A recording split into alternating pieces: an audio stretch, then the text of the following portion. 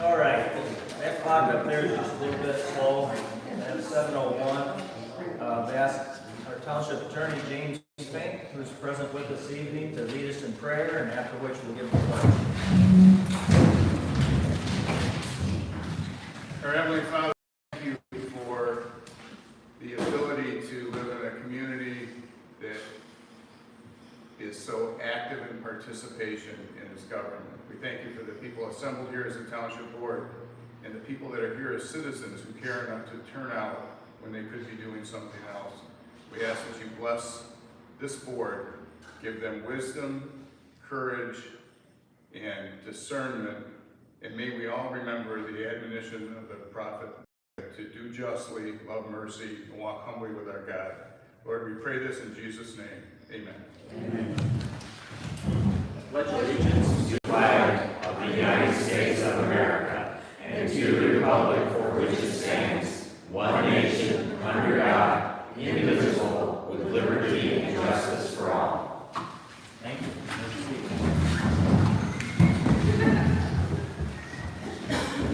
I believe there was an addition to the agenda. If not, I've got 30 of them. Okay. First one would be an update for the election that occurred last week. We have Mr. Dane here. I'm hoping he'll be able to speak to it a little bit. I also included in our packets the affidavit released from Ben Cotton in regards to the lawsuit that I have filed. I'd like to go over that. Now that we have it on file, I can share some details with you that I've been having to hold up on. And then the third thing would be something should be on the agenda for the letter that we received from the pockets attorneys in regards to that CDA during his meeting.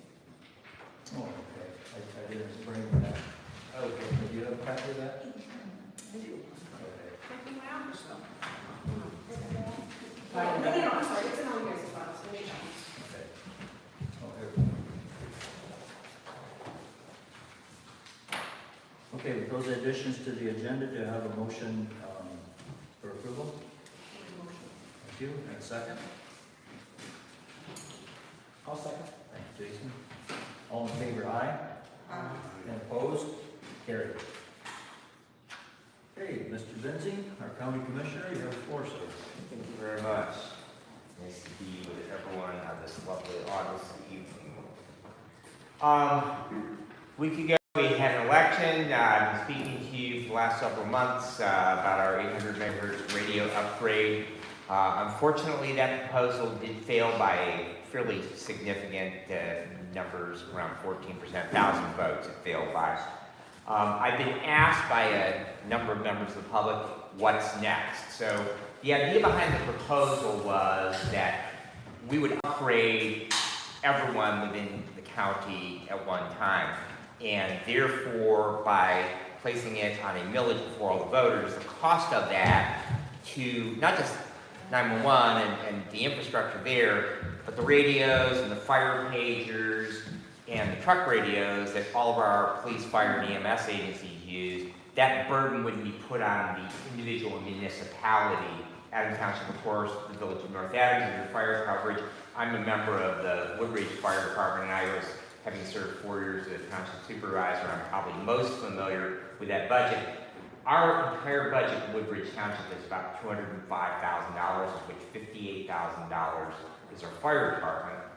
Radios for our trucks would be $250,000 to buy new fire pagers, new 800 megahertz. Really not something that would be very affordable for those, and like I say, that we afford the fire departments without the county. So the idea was we would spread that cost over all of them by having a millage that we collected, and then we would provide that equipment to the departments. They would then be responsible, just like they are now, for the maintenance of that, and we would pay for the maintenance of the system through the 800 megahertz surcharge. So the proposal did fail. So fallback basically is that because of the overwhelming, I am not going to bring back to Board of Commissioners. We've had a number of fire departments have approached me, several of the other commissioners, members of our committee saying we should come back in November and bring that question back to you.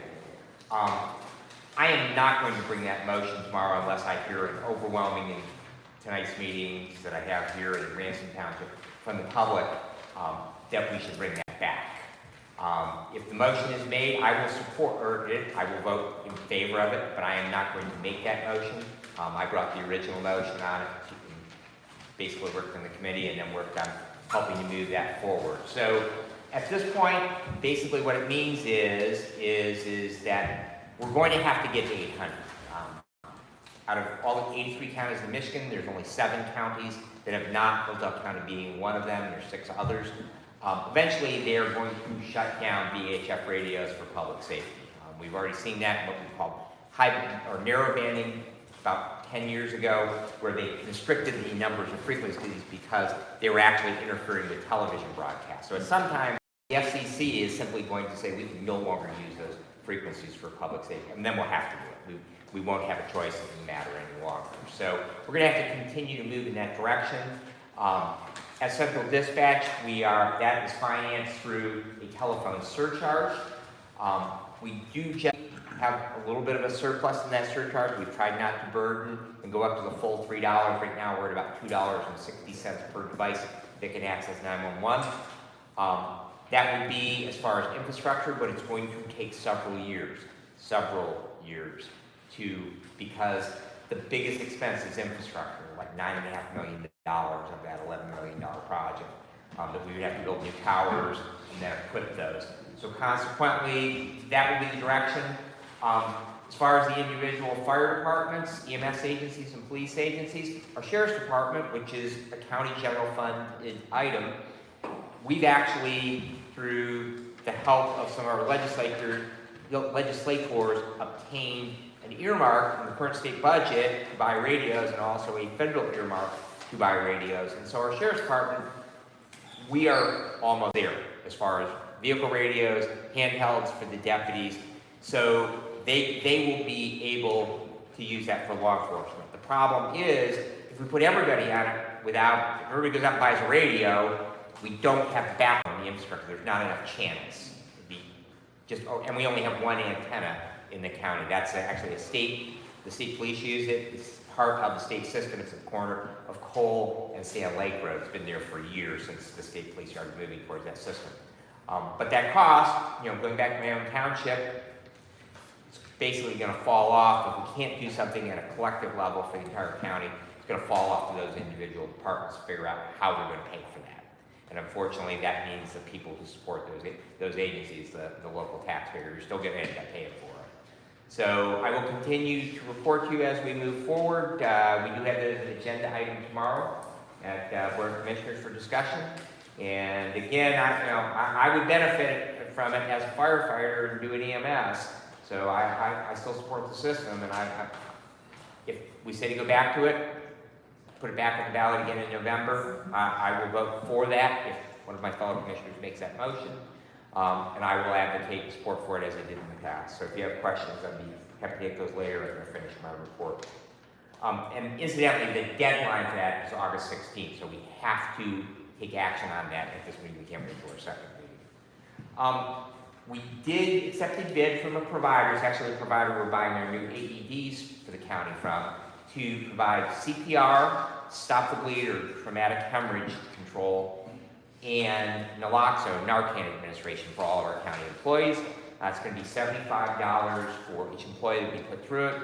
We have with full-time and part-time employees just shy of 200. And so we will be doing that in the month of September. We're going to have 3 days, 2 sessions a day. We do about 30 employees at a crack. And it's going to be roughly about a 3-hour training. So we won't deplete an office. So we don't want all your staff to go at once. But we do want to make sure it's actually doing a little research. There is some OSHA and MyOSHA regulations in regards to employers providing that training for their employees. And so it's very, very important that we get that complied with. We are currently in the process of renegotiating our ambulance contracts with the 5 ambulance agencies that serve Hillsdale County. We do have 2 county millages that support them. We have one that is an operating millage, and then we have a second that is a capital equipment to help them buy equipment like ambulances and cardiac monitor, things like that. That millage, I believe, goes for another 2 years, and actually we collect it, and then we pay it out the following year. So the contract will be a 3-year contract, because we'll have that 3rd year that will pay out actually the year after it expires. So most likely that will be back on the ballot in a couple of years to renew that. But we are working on that contract. It is an individual contract with each agency that serves the county, but the language is pretty much the same. It's just specific to that agency, their coverage area, and then we actually have an appendix to that with a map of what the coverage areas are. So if you have any concerns about ambulance service in Hillsdale County, please get with me. Right now we're trying to get dates set up on with that, but the contract expires at the end of this year, so we definitely would like to have that complete by the end of this year. The big item from our last Board of Commissioners was I reported to you we're redoing the roof on our historic courthouse. And we have actually allocated about $400,000 from our American Recovery Plan monies to do that. That roof was actually last done in the early 1970s with barrel tile, which placed the original approximately 1898 copper roof, which had severely deteriorated. The barrel tile is not the problem. It's actually the underlayment underneath this leak. And last year we had some significant leaking into our building. So we hired a company that specializes in historic building restoration. And what they proposed is that they would put scaffolding up around the building. They would actually remove those tiles, put them on pallets, and lower them down in the parking lot where they would be inspected, cleaned. All the ones that weren't broken could be reinstalled. They expect about 10% of the tiles will actually be replaced. Either they've just broken over the years from ice getting in there, expansion and contraction. Some of them will get broken in the removal, but those will be replaced. Plus, we're also going to do the area over the elevator, which is currently a shingle roof that was added on in 2008. So, but as part of that process, this company, we paid them, we actually hired them to do a structural study of the outside of the building. They brought in a great big tall crane with a man basket, person basket on it, that 2 people went up in, and they actually went up to the very top, started circling around the building, and they took pictures all the way around, and then provided us an engineering report on that. The building, again, it's 123 years old, and the dome up at the very top is copper, and then the support pillars of that clock tower are actually iron.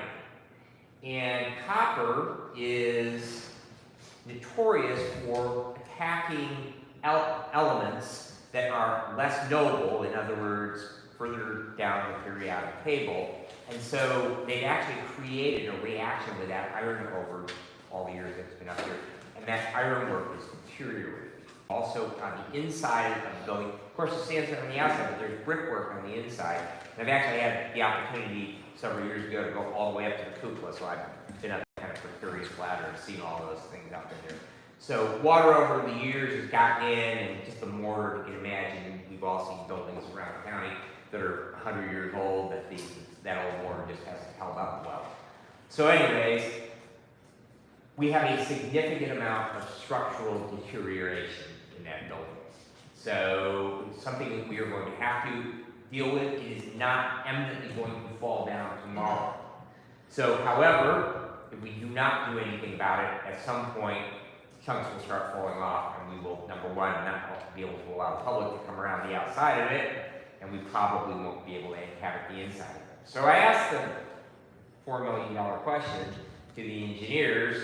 So what if we said, okay, it's 123 years old, we've got 123, let's build a new one. First question is, what do we do with that? Because it has no use to anyone else. So no one else can afford it. You give it to a local historical society or museum, they still have the same utility expense and maintenance expense on it. So kind of like old school buildings, really, really hard to find a use for them, right? So you got to tear it down. So I said, what do you think it would cost to tear it down? And he said, oh, time out, it's on the National Historic Register. You would be very hard pressed to tear that building down. I said, well, what if we had to? He said, 10% of the cost of building a new one. So what's the cost of building an equivalent amount of square footage? Not a building that looks like it, it would look like a modern government building. $50 million. So 10%, $5 million to tear it down. I was figuring at least $1 million. $5 million to tear it down and clear the site. And that doesn't mean necessarily building back there. It just means to clear that site so that it's not somebody else's problem and an eyesore in our downtown.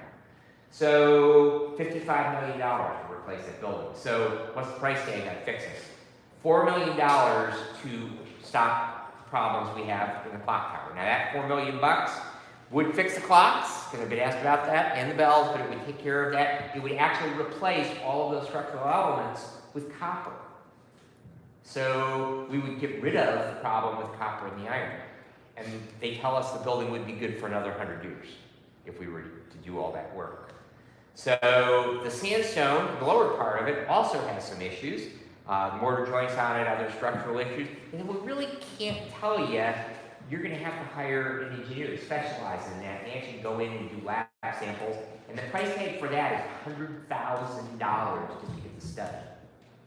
But they said, based on past experience, another couple $1 million. So $6 million basically to stabilize that building. Now I will add, Jade Brad says, well, it just so happens we have about $8.2 million of ARPA funds that we haven't committed yet. We have some for the roofs and a few other projects. So I'm a little jaded to say, well, they know how much money we've got left. So the price tag for that stuff. So like any of us, if we were having major work done on a building we own, we're going to get a second opinion. So, but be prepared to hear that we will be probably committing some heavy resources over the next year or two towards that building. We're having a very severe staffing crisis out of Central Dispatch. Just like everybody, employees are pretty tough to find. We lost a couple of employees out there, and so we have actually had to go to mandatory overtime. The interesting thing is the dispatchers would actually like to go to 12-hour shifts, which is what they're working right now with the mandatory overtime. But we're having some union-backed discussions about making those language changes so that we actually, so we can, because we are a 24/7 department, we can mandatory for additional 4, we either call them at 4 hours early or make them stay 4 hours late. So right now, the phones are still getting answered out there, but like I say, so if you know anybody who's interested in coming to work for Hillsdale County, we have at least 3 immediate full-time openings. Incidentally, we have no part-time employees out there anymore. That was one of the changes that Tom Whitaker, he said, we hire people part-time, but they're really not part-time, they all work 40 hours anyways. So if you know anyone who'd be interested in a full-time job with the county, we would love to hear from them. The information on that is available on the county website. We did hire an engineering firm to give us some blueprints for our Friend of the Court building. When you go in Care Drive, it's the one on the right from the Sheriff's Department. That actually used to be our Health Department building. It's been there actually for probably 40 years. Really nice brick building, but we've never upgraded. And that has a chiller system in it. Chiller systems are generally found in larger commercial buildings. And so, therefore, we felt it was beyond, without actually having engineering prints for it, that we should go ahead and do that before we went out for bids. So we hired a firm for about $19,000, and they're going to generate bid specs and prints for that. And the last item that I have for you is just a simple thank you to each and every one of you. I was renominated to come back to your county commissioner, and by the will of voters, be on the ballot again in November, and look forward to continuing to serve you. So thank you very much. I would be delighted to answer questions if you have any. Questions from the board? The audience? No? Brad, you have a pretty comprehensive report. Thank you. I'm sorry if I went long. I had a lot of information about it. And I don't believe we have the road commissioner here, so we'll move on to public comment. Please limit your comments to 5 minutes each. Address the board. Try to keep your discourse civil. Who will be first? I'll be first. Thank you. I feel like a little bit of a disadvantage because I had heard through the grapevine that you were going to go into closed session at this meeting. And it was a guessing game for me. Well, under what purpose are you going into closed session? I knew it had to do with Bel Air, which is fine. I guess a general comment about that, and I know you're not required to do this, but in some ways, it would be nice if there was some better communication about things that are going on here so that the citizens can have some time to think about what you all are up to. So I came to the meeting, and I see on the agenda, you're going into 15.268H.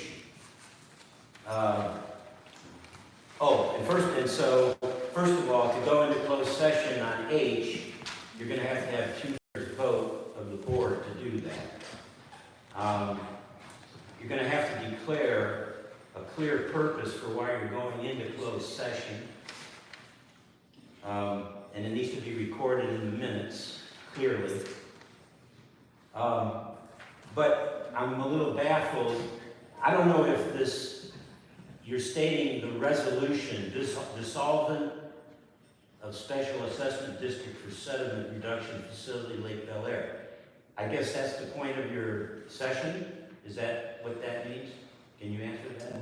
We have a confidential memo from the attorney to the board members, and it's my understanding we have opportunity, as you indicated, with 2/3, 4 of the board members will have to Okay.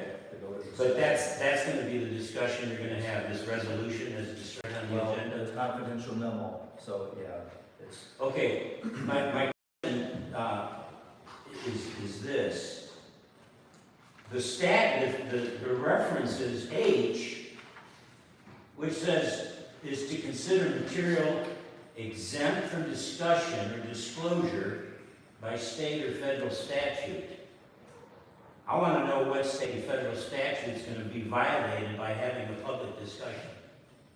That's not stated here. I hope to hear from somebody on what's being violated to have an open discussion. I don't know. I think there's people here who are wondering, what's so secret about this issue that it can't be publicly discussed? It's already been discussed. And you're going to go in closed session? I mean, it really leaves, and I think for me, it's like, what's going on here? So I'm hoping you're very specific about why you're going to go into closed session, and clear on the discussion you're going to be having and what you're going to try to decide on. And I really want to know how it violates a state or federal statute, because that's what you're going in there on. I also, just for information, just so everybody knows, these closed sessions, minutes are kept separate at that meeting, and the clerk holds those. They're not available to the public. You can never see these notes. So you won't know what's being discussed, what's being said, how it's being decided. And then also, after a year, those notes can be destroyed. They are gone if they want to destroy them. I mean, again, I don't know what's so secret about this issue that we're going to this kind of lengths. And so, those are my comments. I can appreciate your apprehension. Mr. Fink was with us just last meeting, I believe. 2 meetings ago. And some questions were asked of him. He does not have the practice of answering real readily, real fully, to the degree of giving legal advice during the meeting in an open setting. Is that fair to say? It is. Would you like me to address it? Yeah, that would be great. Oh, Mr. Meckes, and members of the community, the exemption is not that you're required to go into a closed session or that you can't, but it is that you are permitted. So in this case, the board has, as the supervisor mentioned, a privileged attorney-client communication from me, and the statute allows them to discuss that with me in a closed session. And that's what they're going to do. It's not that the law requires a closed session. And then to your other point, I'll just remind you that while they can have a discussion in closed session, they can't take action in closed session. Any action of the board has to be done in public at a public meeting. So once they have a discussion with me, if they think they know what they want to do, they'll come back out and they'll make their decisions and have their deliberation on the issue, whatever it is, and this is true of anything, not just tonight, in an open session. So it will be at the board's discretion, so there's a possibility we may not go, but I wanted to provide opportunity for the board in that setting to talk frankly with the attorneys regarding this issue. So it's the fact that there's a legal memo going back and forth, that's the state and federal concern? So the state statute exempts attorney-client privilege communications from disclosure under the Freedom of Information Act. And the Open Meetings Act allows the board to have a closed session for materials that are exempt under state law. So what this does, it gives the board an opportunity to have a privileged communication with their attorney. But again, they can't take any action in that session. They can do that in front of you. Any other public comment? Mr. Frober. Last month, there was a talk getting the accounting back and forth from this Lake Bell area. Yeah. And has any money come back to this township? I do have copies of all their bills and the check numbers that they wrote to pay those bills.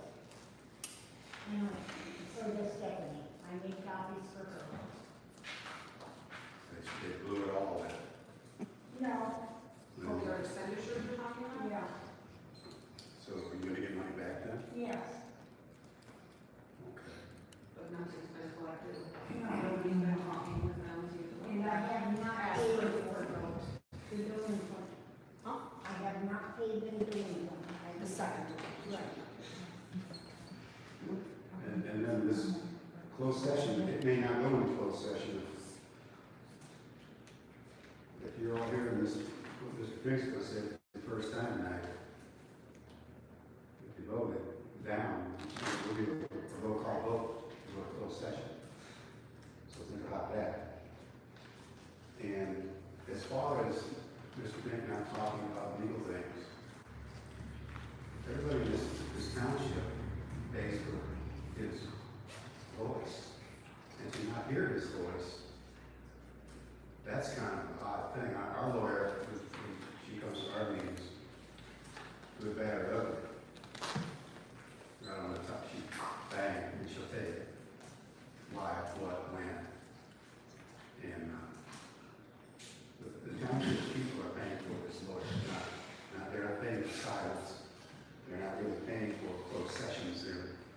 close, they're gonna get some, closure, truth.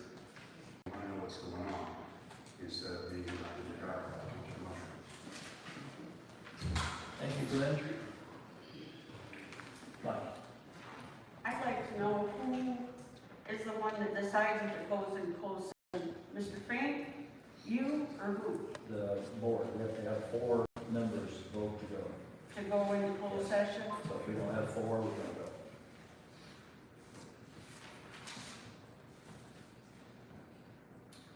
Bob? Mr. Wright? Yes, I can agree with Glenn getting more than that, simply Mr. Fink is the attorney here representing everyone. So hopefully, his voice, he could bring it out and see what's up. The other is you have Mr., the incident that happened with Mr. Brad Benzing, did indeed, attacking a woman, did actually happen, and, he didn't strike her, I'm not gonna say that, but it was close enough, and it should have never happened, and it should never happen again. The gentleman who is representing the county should be removed without discussion. Not only by that and procedures of looking at law, there's no reason why he shouldn't be already gone. I just wanna at least let you know I was there, it was bad, it was wrong, but anyway, thank you. Thank you, Mr. Baker. Who else? Okay, the last call for this building. Hearing none, we'll close the public comment time. And we move to the approval of minutes. So I have a copy of, from Pat, with some spelling errors, so I will take care of those, I don't know if you guys want me to read through them. Several name ones, maybe what I spelled wrong. Do you prefer me to go through them, Jason and Randy, or? No, you can. Okay, spelling errors there, and then with Mark's markup. There's a couple of times markup. Looks like he's taking contest to items number 8 and 19 and 22 on my summary for Lake Bell Air. Yes. In regards to 8, I heard you say you did not prepare a map at the last meeting, so that's why that's in there. Because I showed you that it was just on the site super engineering that was used. There were maps pulled and available at the meetings, and as far as property descriptions, there were, the property ID numbers. Correct. So Read the that's, statute, it's a separate one, that parcel ID numbers is separate from map and or property description. But my issue is, it's not in the clerk's office.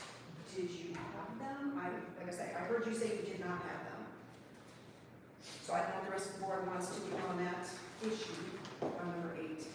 But I wrote down. well, there were maps, and I wouldn't argue if they're in the clerk's office or not. I do have some maps in file, so those perhaps should be in the clerk's office. I just know there were maps at that meeting. As my memory serves me correctly, both meetings, the one in August and the one in October, it was. 2 different maps, same one, or the one that Michelle had on her I first notice? can't say exactly. Then how did we go off of that?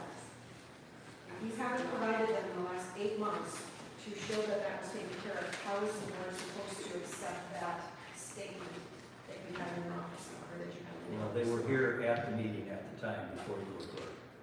So, how they They went, should have been files then, or why they would have moved over to you. and my feeling is the prior clerk kind of left in a hurry at the end of the term. More to it than that.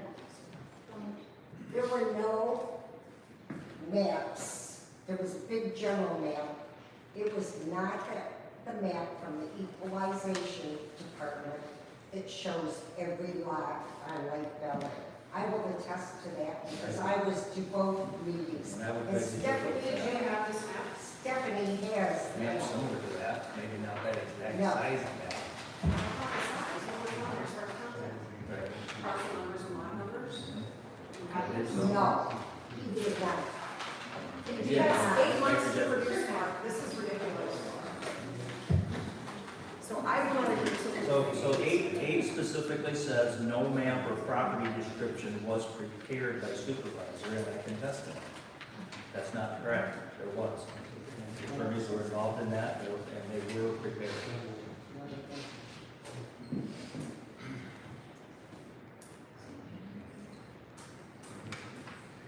How does the board handle when there's, we take a vote on whether number 8 stays in or out?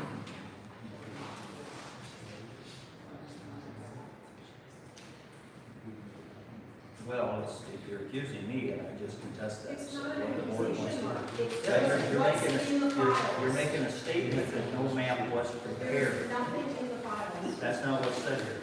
It said it was not prepared. You guys attended the October meetings and the August meetings. There were maps here. So if I change the wording to say no map or property description was included in township records. Yeah, what the clerk's office has is a different question. So Yeah, if you was should- not included in township records? Like, if you can't find records in the clerk's office, then I guess that would be an accurate statement. Does the rest of the board agree with that change? Yeah, I believe so.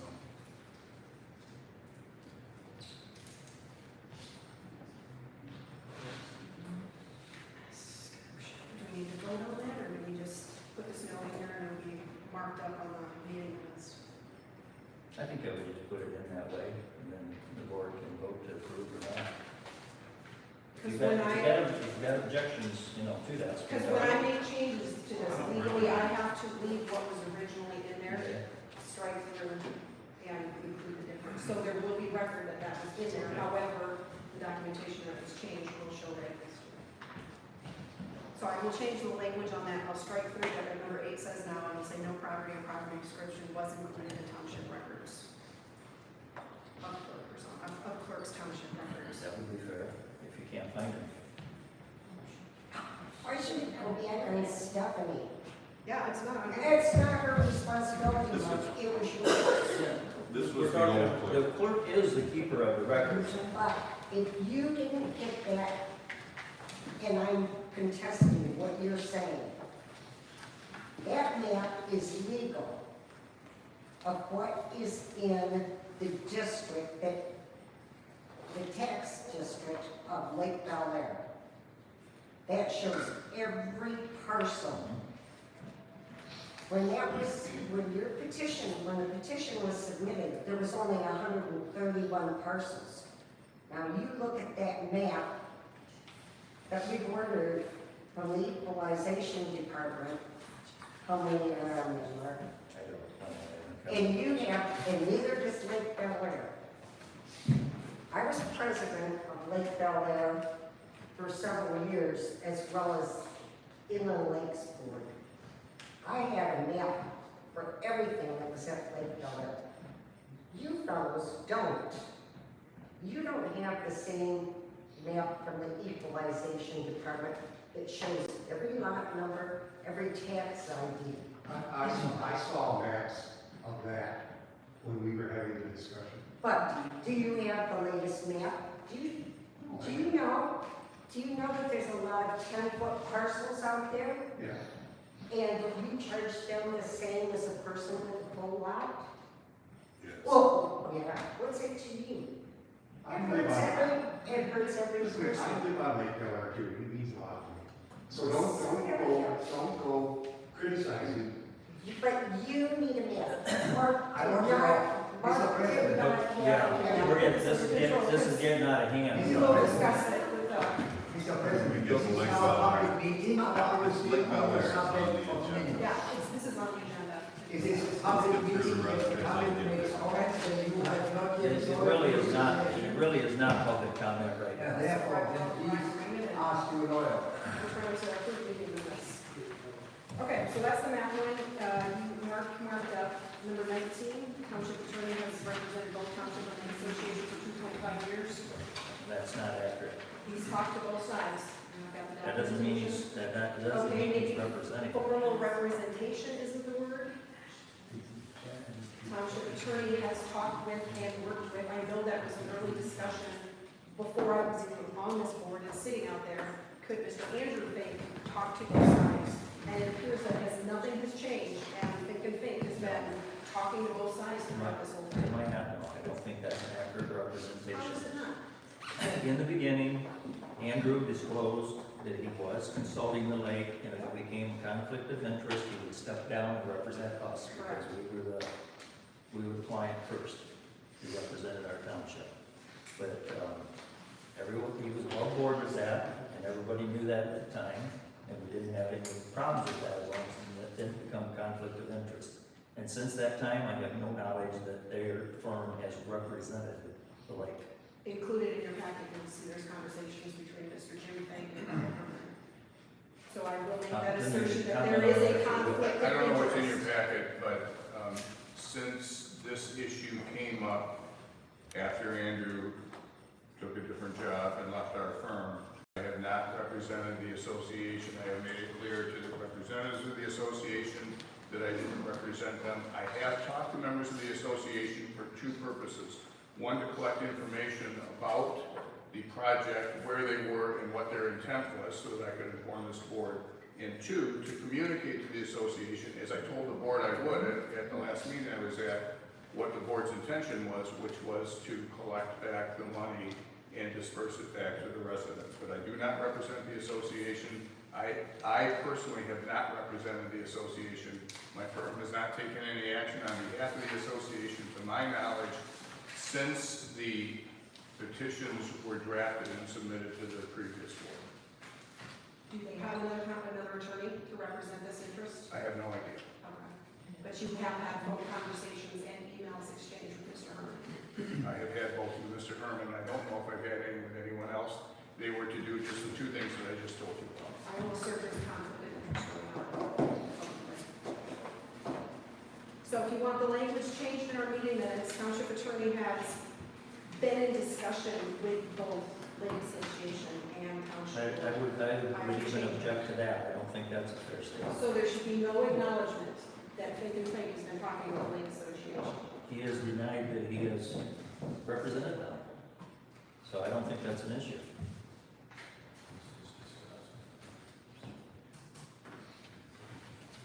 So I think that line should be struck. Rest of board? Like I say, you see some documentation in the packet that shows the communications that are going on.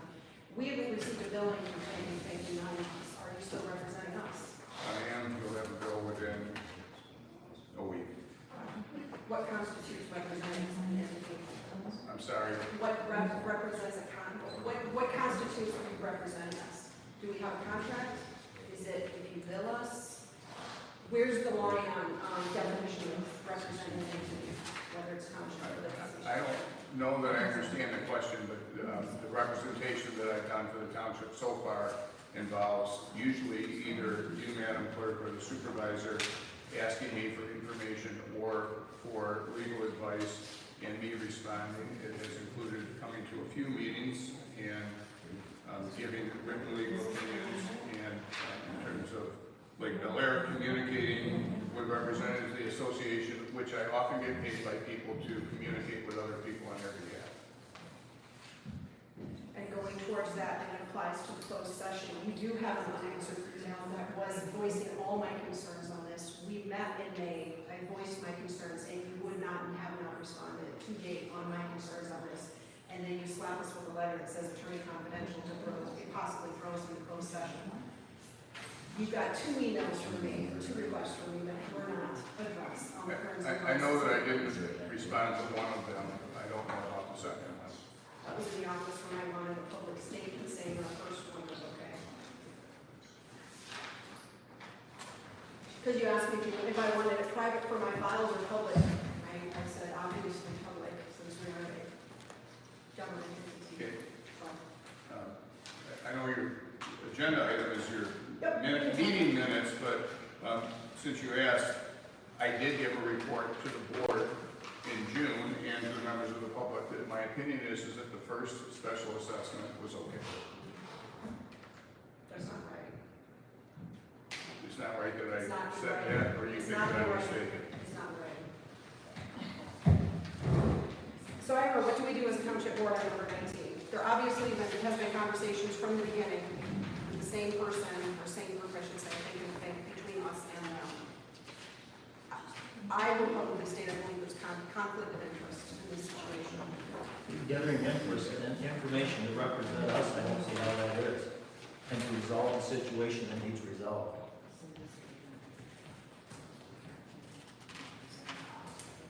Well, then I guess we can do it for the rest of the board. I would recommend that line be struck.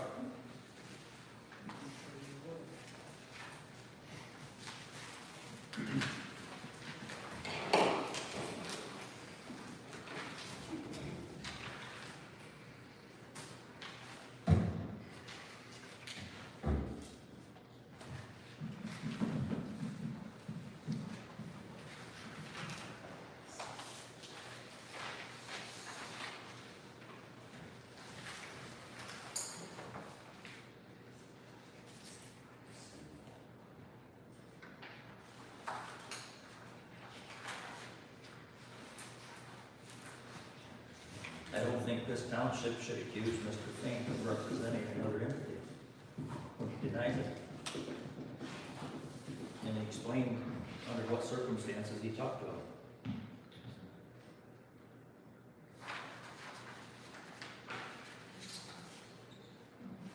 So once again, I would recommend that line be struck. Fine, thank you.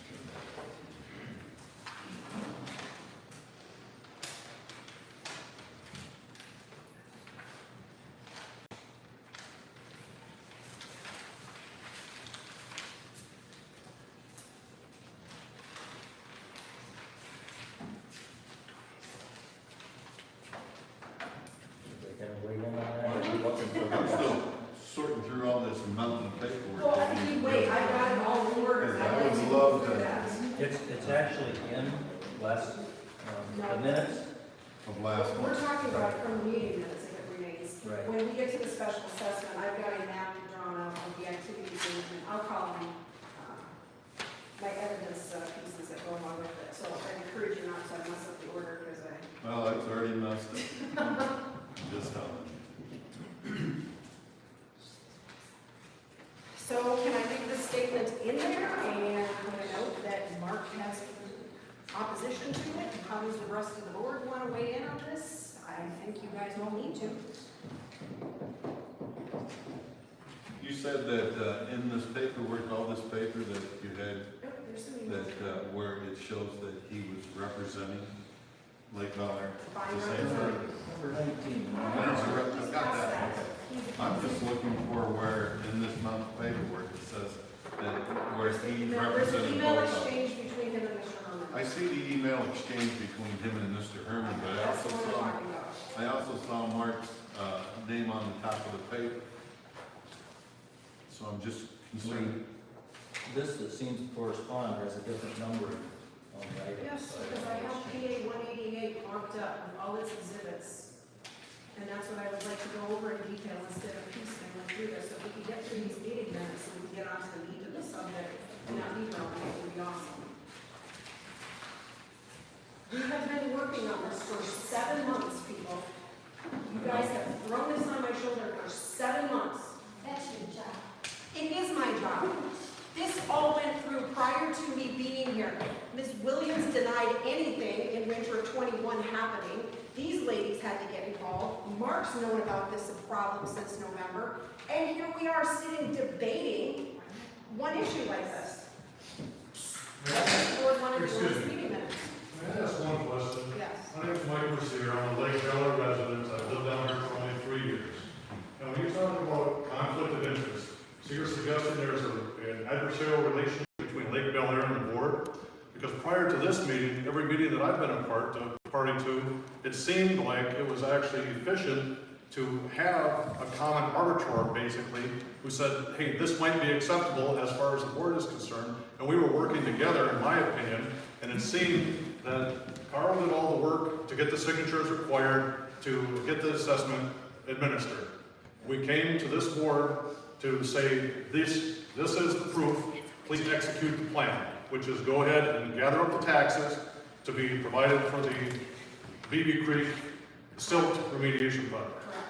So the DEQ comes in and says it's not gonna happen. Well, you gotta back up a step. I will agree. I don't wanna back up a No, step. no, all the way up to that step. When you follow PA 188, yes, we made a board vote. From there on, all the legal paperwork that should have progressed from the supervisor to the clerk, from the clerk to the treasurer, to the board of But my question is, what do you gain by rehashing the sins of the past as opposed to saying today, there's been $31,000 that's been collected, moved from the township to Lake Bel Air, and as I understand it, the question now is whether the expenses incurred in the project before the project was not approved are to be covered by those fees before the remainder is sent back, or if the entire account goes back. The issue is that the money was dispersed in the first place. But the point is, And no project.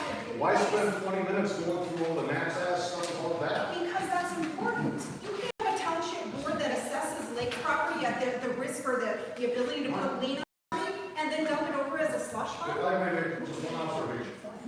In a past life, I was also a planning commissioner in another part of Michigan.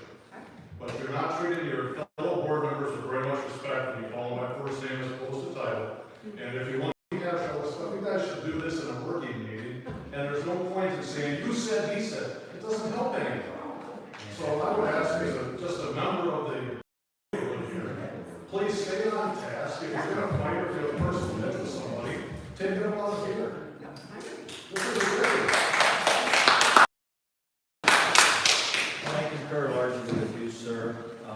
What's done is not done perfectly. Stephanie was not involved in the beginning, so it's not her fault. But I don't know that it's helpful to take so much exception to all of this. We're closing out the project. Let's settle up and close it out. That's how I feel. I don't know where, we had an attorney advise us that way. It's like a married person that forgives his spouse that cheated on him. You don't bring it up all the damn time, you move forward. We haven't resolved it. That's what the problem is. It's not resolved. So item 19 in the minutes, board, do you agree or disagree that 19 should be struck? That's not an accurate statement. I would agree, second. Strike it. I agree. Vote on this, so it's in the matter of records. So we have, I read through there, I didn't, I'm sorry, I I didn't. just believe that, we have two other members that stated they believe that should be corrected, that should be struck. And my next objection, Striking it then, 4 to 1 position.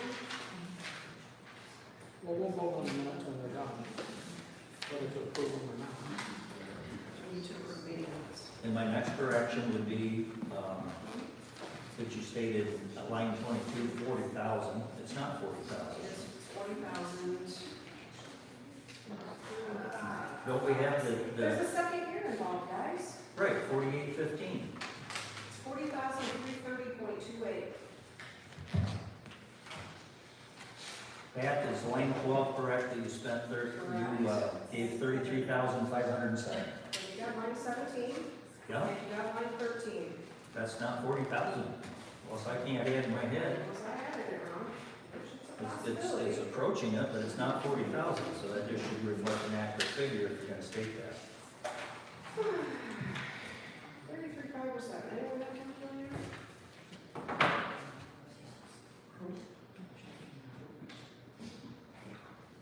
But I agree, this stuff should be discussed in the meeting and not brought to a board meeting once a month.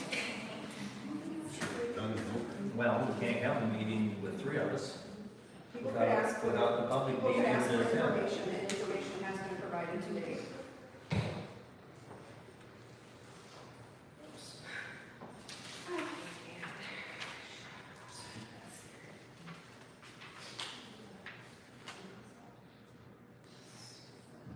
Is it even necessary to provide a figure in there? Just refer to the ones It's that, 40,330.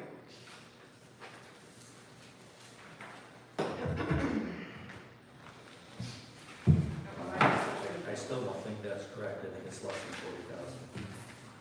If you're talking the three figures above. And ask one more question, and may make it easier. Is it fair to say you guys know where the money came from, because you have all the parcel numbers, I saw that in one of the meetings last. So you know where it came from, So if the money is moved from Lake Miller back to the township, you know where to send it back, correct? I believe she's worked on that. Right, so if that's the case, you know where it came from, and if it comes back, you know where it goes. Does any of the other stuff really matter? Well, then we have to make all the paperwork match that this is special assessment district was implemented properly and legally. Because there's no point to solve a resolution or sign a resolution when none of the previous ones matter, in my opinion. I would agree with you if we were What's- continuing on with this What's process. missing on this is the attorney fees that we're Well, paying. maybe the quick answer is, the Lake Bel Air assessment was not handled as good as, or as well as it may have been. And we, the board, agree in the future, she's gonna lead the charge with the checklist, and we'll work to that checklist, and here we go. Close this one out and move on. I think there's a huge liability right now as we speak. So, I said there's a liability. What So you're not seeing what is you're the talking, night. but you're talking about what's been sent to the lake, not in the township possession.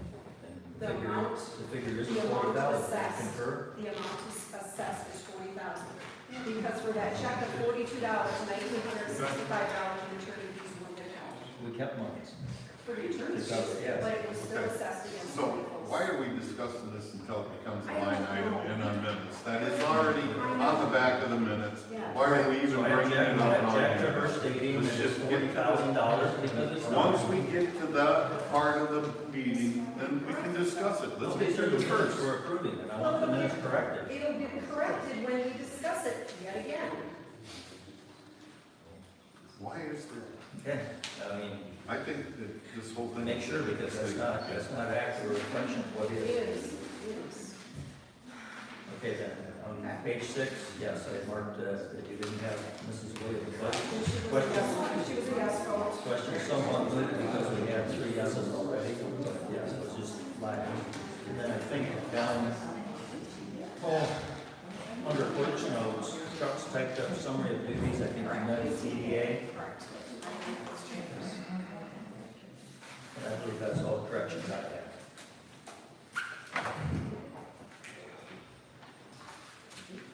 Okay, so I will make those changes according to those 2 markups.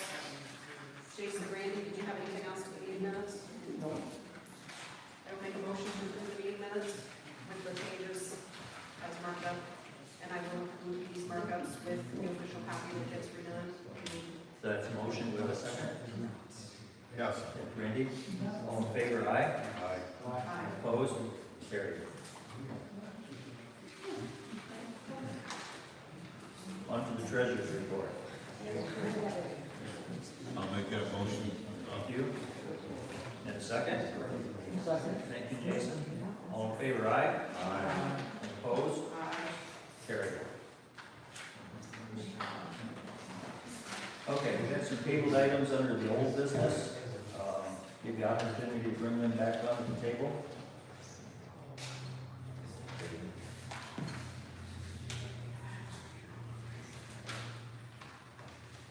If there is no will to bring them up, I don't think it's imperative yet, but we're closing in on the expiration of these. And So, I have not had an opportunity to get any quotes on, like, lights or cameras.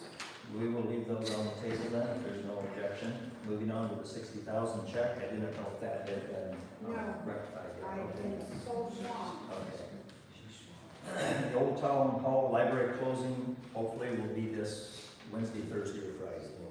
I don't have absolute time, but I talked to Brian today, and that's what he's proposing. He believes that the closing people can account for that, so hopefully this week. And then the Lake Bel Air assessment, we moved to the new business. Why didn't we do any discussion on that election security, the laptops? Because those were tabled, nobody wished to bring them off the table yet. Did you have anything you wanted to talk Yeah, about on I that? don't know, I've been asked where's the box, Oh, so times. For everybody. that's not on here, but it's, Yeah, well, she's got that camera lights on the Dropbox, right. and that she only wants it used for election. I don't, everybody uses it. There's a state statute in regards to ballots going to the Dropbox outside. You did not talk with the county to establish a chain of custody for ballots that may end up in there, nor did we put any signage that it was not allowed to accept ballots, because it is against the statute right now. as it stands. I know you know the law. I have definitely spent some time reading it. And other states have outlawed Let's those. discuss that a little further. We need to provide some accessibility for people who need to drop the ballots here. No, I don't think we have to. As a township, I think we have an obligation to allow everybody to be able to drop their ballots if they're unable to do it at a reasonable time. We need them to have accessibility for that. If that means cutting a slot in the door or a slot in the wall and putting a box under it, What is like the a first- mail slot Is this that for- you can't get in. Is this for ballots? And put it straight, it can be for ballots, it can be for anything else, but Whose office what is we it need to going do is have, it can go into the treasurer's Not the office. election materials in here. Well, as of right now, she is our election person. No, she is not. 168.217 that I brought up last month. Yeah, I know. We need to discuss. I think, Absolutely not that. well, then it can go into the clerk's office, but you can't handle them right now. So maybe we should just table it for now. Don't think that we need to, I think we need to. I'm sure. It was convenient having it out there. Yes, it was. We asked to put signage on there that ballots couldn't be accepted. But she And. wanted it strictly for election. I got people that would like it. No, I didn't. Yes, she did. No, And they did know. no. No, the sign was asked to be, Sign not for election. This was a stock, yeah. But if, that box is there, we have to have it, I believe we have to have lights and camera on If ballots are going to. it. Right. Right, and we The things discussed, that are coming to we light in the discussed putting election a and camera other out there. states allowing drop boxes, I'm reluctant to have it. I'm not. Why can't you have two boxes? There it is. One that's locked for ballots and one that's for general, but not the. Yeah, we gotta get camera lights on the ballot. So we can put one camera on both boxes. Not that far, Chris. Cameras are not expensive. I know, we just need to do it, yes, I Well, you agree. just said you didn't get a vote on any of that. No, I did not have time to get it to Okay, you. let's go on with the meeting. Yes. This is disgusting. Oh, you could talk about it. Okay. All right, we dropped back to the election, we were down to make that Bel Air assessment, but we're moving that to new business. Under new business, I noted in the minutes that it suggested a third coat of wax. Yeah, we'll find it out later on. So, 6 months. you want to bring that up then? So around Christmas time or January, that works for that. February. Probably be spring, though. Get the furniture out. Okay, sounds good. On to the Lake Bel Air special assessment situation. I'll entertain some more discussion on that, particularly in light of Mr. Mathes's comments. Hopefully to be satisfactory to the people in attendance that we're not trying to hide anything. That's not the intent. It's to facilitate things, give board members a chance to talk to the attorney in depth with questions or issues, and hopefully settle this, because it's needful that we do that. All right, So, I would like to take the lead if you don't, unless you've got something. no, go ahead. So in your packet, you have a whole stack of the, yes, you do. It's documentation data. So the top page is a summary. You'll see everything is numbered. I took PA 188, which is what is right behind it, and to the best of my ability, applied the numbers that were there. You'll see there's blank circles for where items were not completed, or not in the township records anyway. So I'd say have both of those available here as we attempt to roll through them in a somewhat timely manner. The Special Assessment District for the Lake Association was voted on by the Township Board in October 2020. That was before me, not that it matters, but I had to go through the work of finding this documentation, and it was as per the rules of PA 188. The Lake Association was petitioned for language. I believe you guys have a copy of the petition in there. Or maybe it's later, it might be later on. So the Lake Association was petitioned for the language on a planned sediment reduction project. project. There was a prepared public notice as per the statute. You will see that on page, just have to look for number 3 here. It's in here somewhere. But the prepared public notice, there's no dispute that one was required and was provided. It looks like this. On this, there are 131 parcels listed. The notes or the paperwork that I found in the township records, I'm assuming it's Michelle's writing, but it says 6 parcels missing. I see there's a number 136 down at the bottom, and it says missing 29, 30, 31, 32, 005, 001, and 002. So, summary of it, 131 parcels were listed on the public notice that went out. That the public notice met the legal records, but the number is not correct on the whole thing. Let me stop you there for a second, because we didn't have any parcels yet in the August meeting, did we? So there, Absolutely did. You would have had parcels from the beginning, Okay. most likely. So My I- recollection is that there was some change and you eliminated Okay, some so- parcels. I so- wasn't at any of those meetings, but You'll see it coming I- up. okay. institutional knowledge. This next- There was a reduction in the number of parcels. No, actually, the sheet. The next sheet, I found this on the township computer. It's called an Affidavit of Mailing. Again, that is a part of what is required in PA 188. So I found a template on the system, but nothing in the file that a mailing was ever completed for the first year assessment on this project. Can I ask members of the lake, do you recall getting a mailing? Either way, the clerk needs to fill out Right. the Affidavit of Mailing. Good, I heard regarding, The assessment that was yes, done. yeah, that old parcel numbers on it. All of it. I believe I still have the file at home if you want one. So, No, I'm just saying that the proper paperwork from the clerk's office was not completed, is my only statement. I have heard that they went out, that's all I know. Well, if you'd But like one this- for your records, I can bring one tomorrow. What's that? If you would like one for your records, I'll bring you one tomorrow. No, the township records is this document, is an affidavit of filing from the clerk. Next in your packet here, you asked Mark, so I found, I think I copied you guys on about 6 or 8 pages. There is a resolution dated August 29, so that's the meeting that was posted. You can see, yes, there's a $261.78 per parcel listed. It also makes motion of the October 12 meeting. What you see in the file is something that's got a lot of writing on it. Looks like there was a roll call vote, and you'll see some more pages, and there's some more changes. I found about 3 separate drafts of this resolution, so I'm not sure exactly which one is the real one. However, there is a certificate, the resolution declared adopted, so I'm content that this resolution was indeed passed.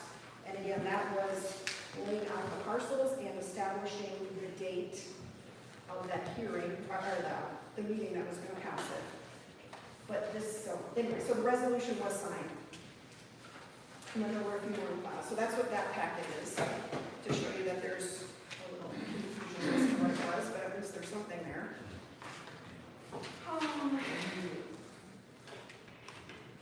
The roll call, let's see, where am I at? So it was published in the paper. There are, Mark pulled these up and we had shared them with Jim. I counted also 131 parcels on this. So this would go along with, I believe that Michelle had put together with 131. The 2 affidavits of publication have 131 parcels on them, which is short. You'll see it's short of what was actually assessed. The board did take a vote on this. There are meeting minutes that read from October 12. Mr. Nichols called to move for a special meeting for Lake Bel Air Assessment District. Mr. Nichols made note that properties 0805, 001, 03, and 08, 017, 012, 17, and 62 were deleted from the assessment roll. All properties with lake frontage would be part of the assessment roll. Lake Assessment Board, first-time assessment for reason of payment to the Eagle Creek project. Second payment will be for maintenance fee of around $200. Change date from 2021 to 2020 if possible, if not 2021 to be ready. Sure. So roll call vote to accept the resolution for Lake Bel Air call, and it voted. Gosh, it shows Mr. Griffiths, yes, Mrs. Williams, yes, Mrs. Jamal, yes, Mr. Nichols, yes, and Mr. Johnson. wasn't absent. I thought I read something, Jason, you voted no to this. I did vote no. Okay. And it shows that on this other page. Yeah, that's what I was thinking, I just noticed this yes vote here on the meeting minutes. So, it passed by resolution in the meeting minutes. And that's where our process broke down according to what's required as of P88. I have a copy of the resolution, it's dated October 12th, so this is what the meeting minutes voted on. And I have this because I reached out to Mr. Fink's office in March, I believe, to acquire what the latest paperwork had, the law firm had for us. And it does match what I had found in the file, although nothing was completed on it. Again, it includes that certificate from the clerk saying that the vote was taken and that this resolution was passed, but it is not signed. I found nothing in the files that this was signed. May I ask one more question? So is the question in front of the board now, whether to have the entire amount of the assessment refunded or if it's the amount minus expenses? No. Is that the question you're trying to answer? Me, no.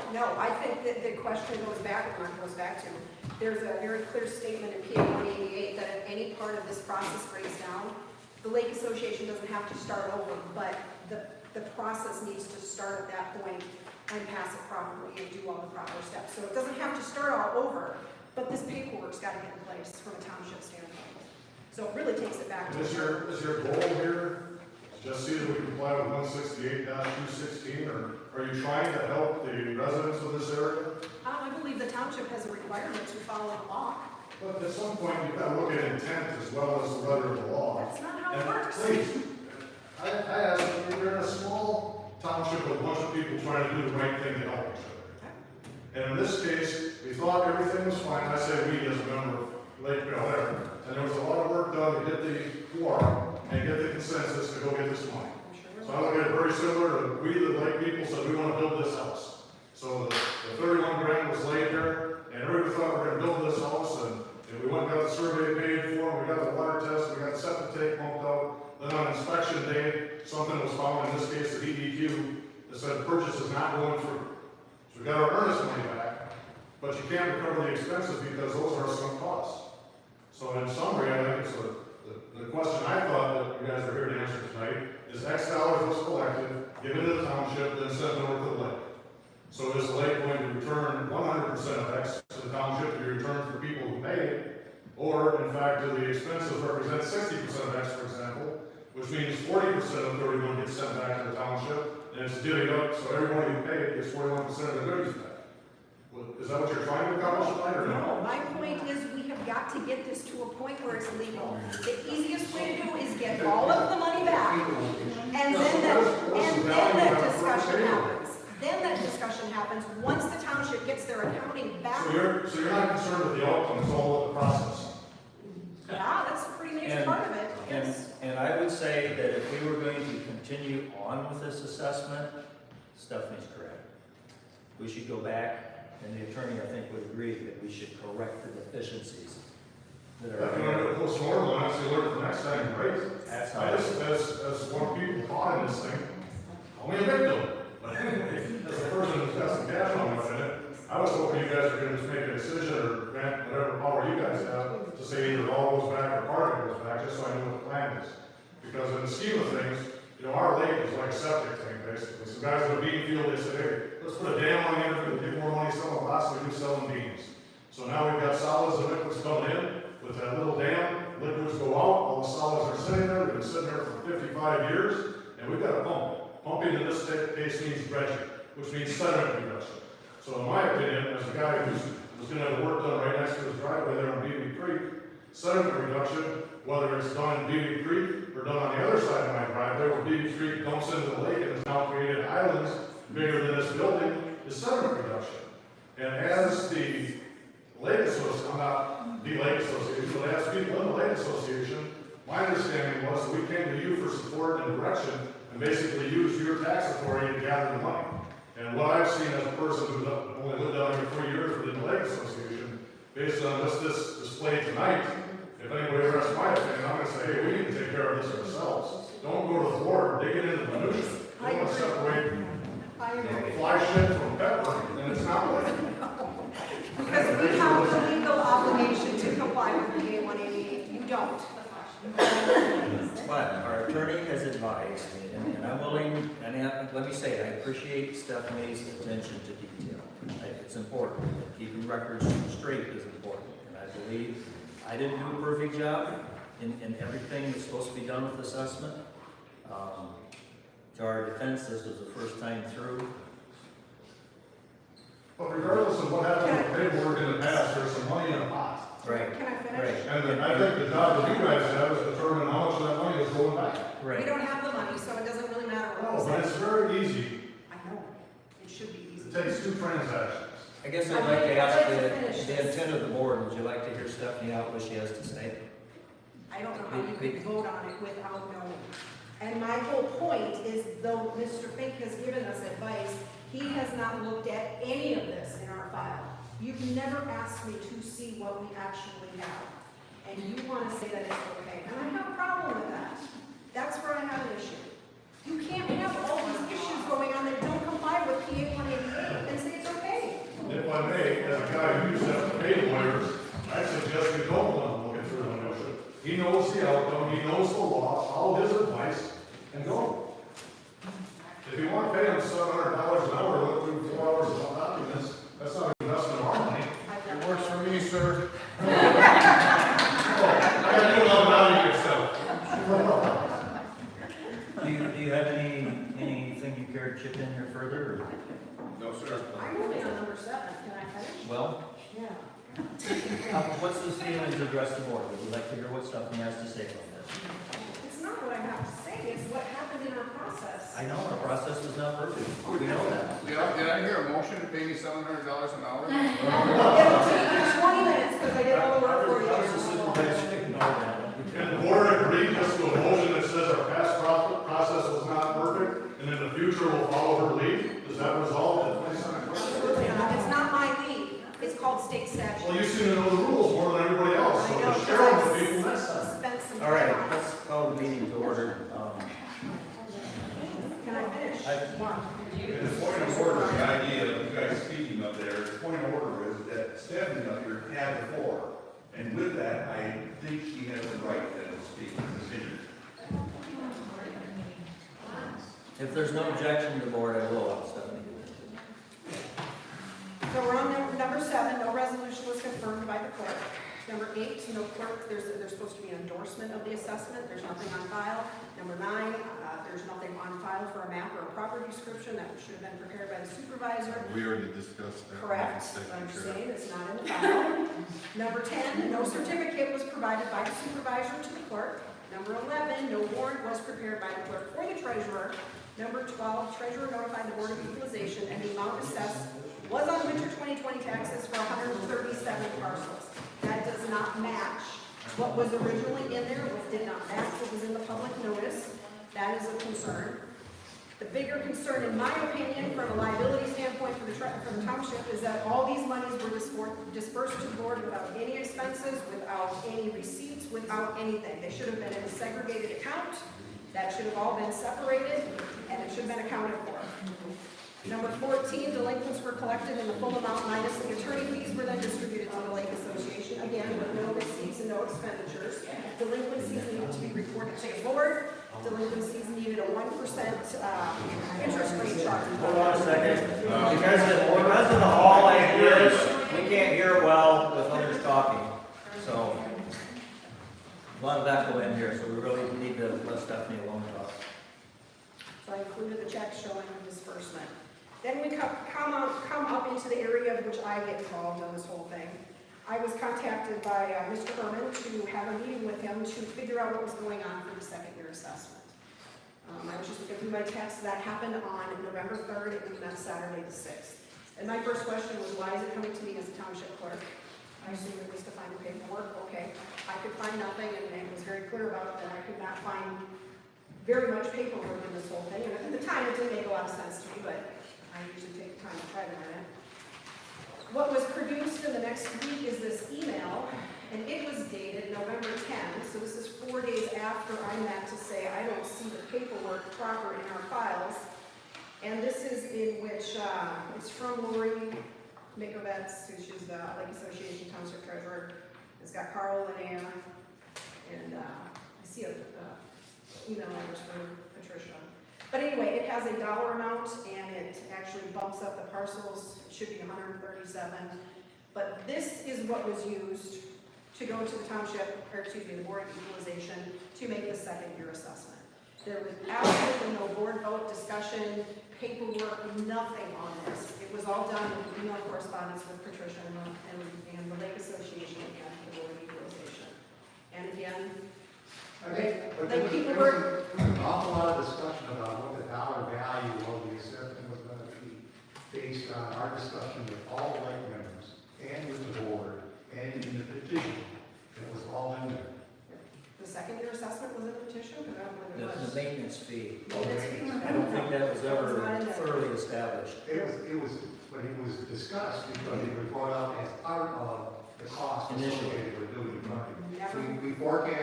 We forecast a maintenance cost for the next 3 years, divided it by the number of parcels, and both people on the lake, that it's gonna be about $29 a parcel per year assessment.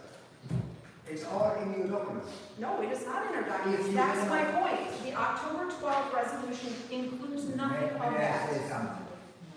It appears to me that there seems to be disunity amongst the North Adams, the Adams Township Board. And we are involved here in a situation where members of the Township Board try to find out details which they should do internally by accusing each other of what has been done or has not been done. This is not a public discussion point from my point of view.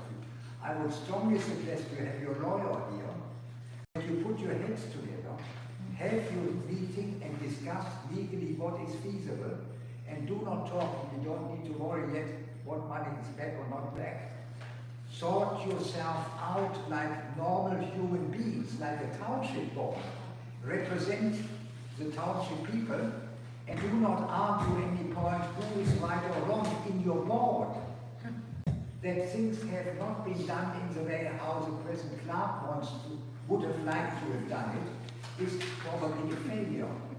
But it has nothing to do with the public to be involved in that. It doesn't get into my understanding that you, five people who have been elected by your township people are arguing amongst each other over points which are to be resolved internally. Thank you.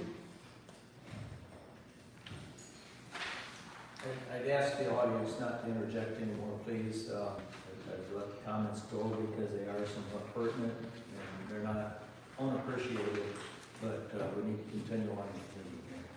I'm going to reiterate that my meeting with you, Mr. Herman, happened 4 days prior to the email that went out to Patricia, in which additional monies were collected at the threat of a lien, even though I told you the paperwork wasn't there. Your emails came after you and I's meeting on Saturday. That's extremely disturbing.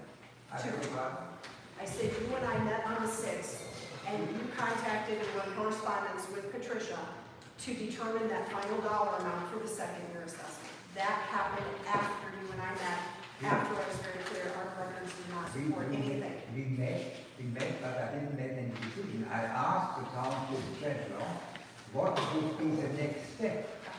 And she told me that she's not making the decision, that she advises the equalization department, Mr. Nick Wieser, what he should do. Yep, and she contacted him and gave him a dollar amount. I am not in no position of telling anybody what I'm just elected as the president of the board. I'm in no position of telling anybody on the township of Adams Township what they should do. The assessment process is known by you, has been guided by the lawyer, Mr. Andrew Fink. Every step has been guided by the township board, and I am not understanding why you have this discussion here to sort out who was wrong or who was right. Because it was improperly assessed. That's our issue as a board. It was improperly documented. No, there is no documentation to justify the second That's what I said, assessment. improperly documented. The board didn't even vote on it. There is nothing in the meeting minutes for a second or third or fourth year maintenance. this. And so it has been Mr. Fink agrees established, with on that.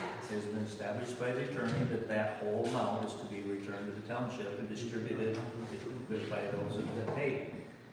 My concern would be is if the property description numbers don't jive at all and we don't get proper people take that. That would be my chief. Well, my concern is, Patricia, have you been You involved know, in there's a special? question between 130 or 31 properties and 137, exactly what happened.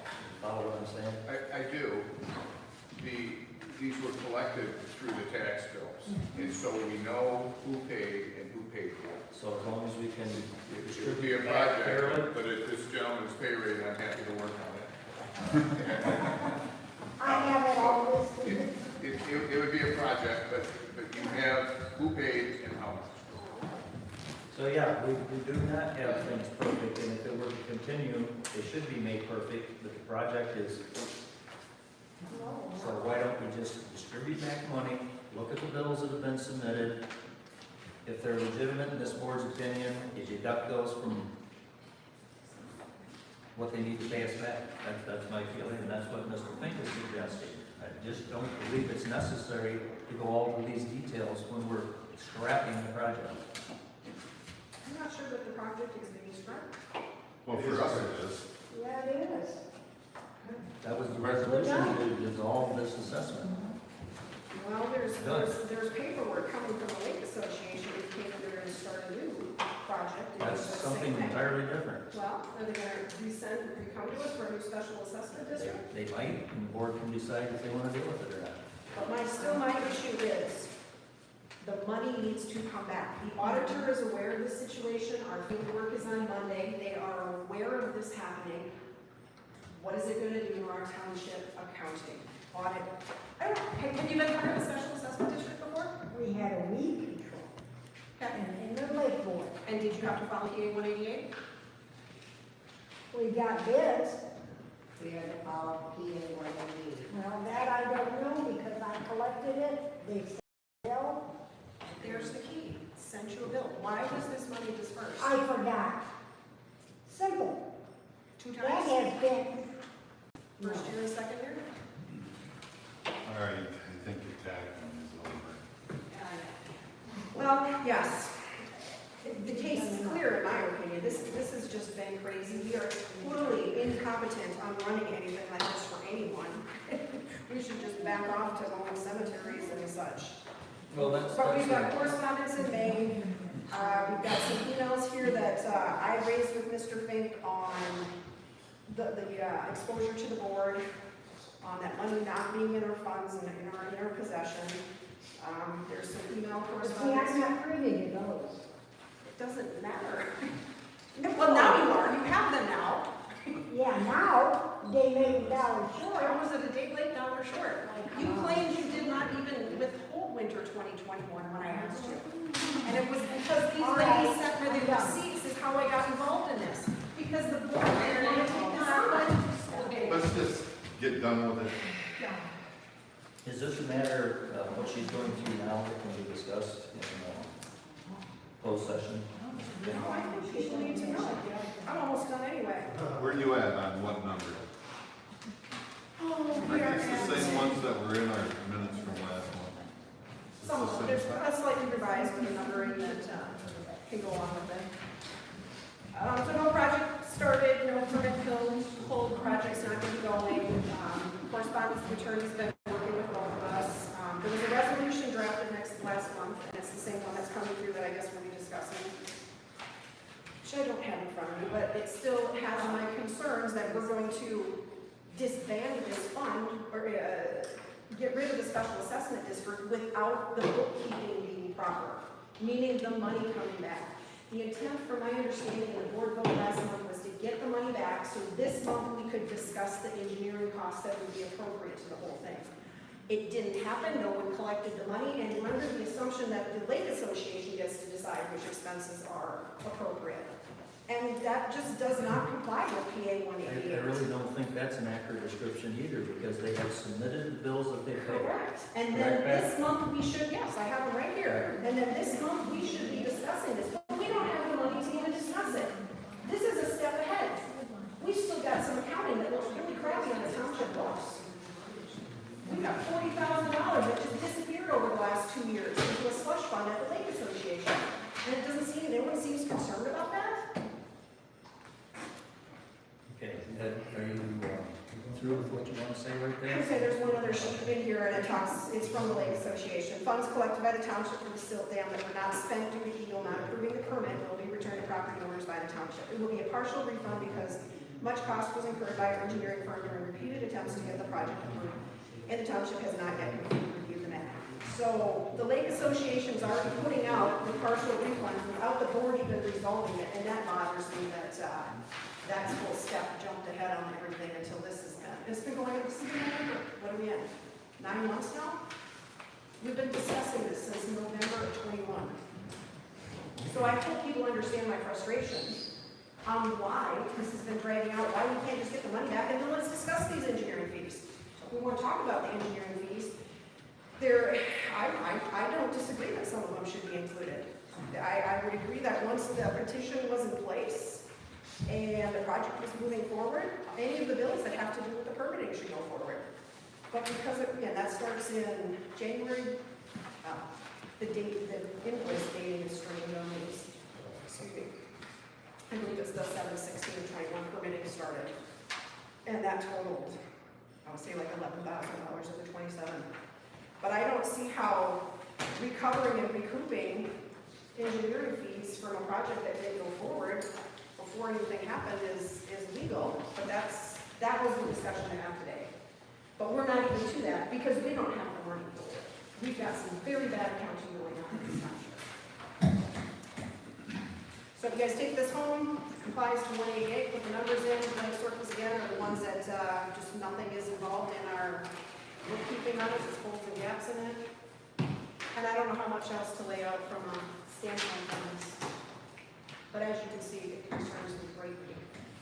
Mark, don't you have a bookkeeper that comes in every year?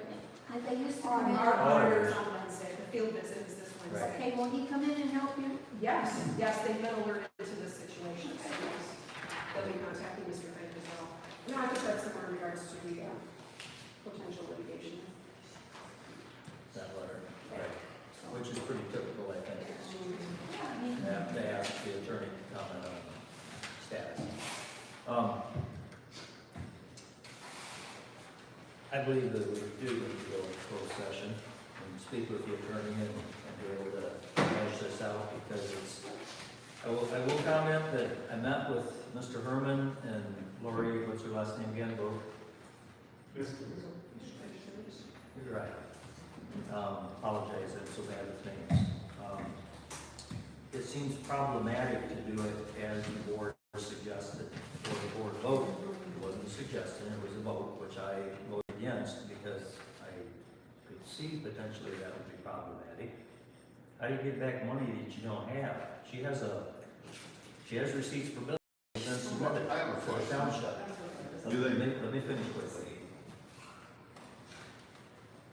She has a fiduciary responsibility to that lake association, just like we have an association. Perhaps ours is weightier. What Stephanie has said is not without merit, but we're dissolving this project.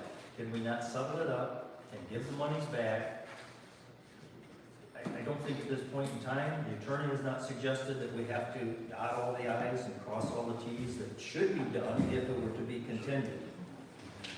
But I think that we need to go into closed session and discuss this further, be able to ask questions that the attorney is willing to freely answer. So when Lori discusses her fiduciary obligation to these funds, did that not come into play when she accepted funds without submitting expenses? Did that not come to mind on the whole thing, that she just accepted I don't monies? know, you know, I would have to say that would have been more of a deficiency with the township. No, she's got a fiduciary responsibility. She should know her income just as much as her expenditures. But for her to give back monies that's in excess, and they've spent money, they've spent this money legitimately, I believe legitimately.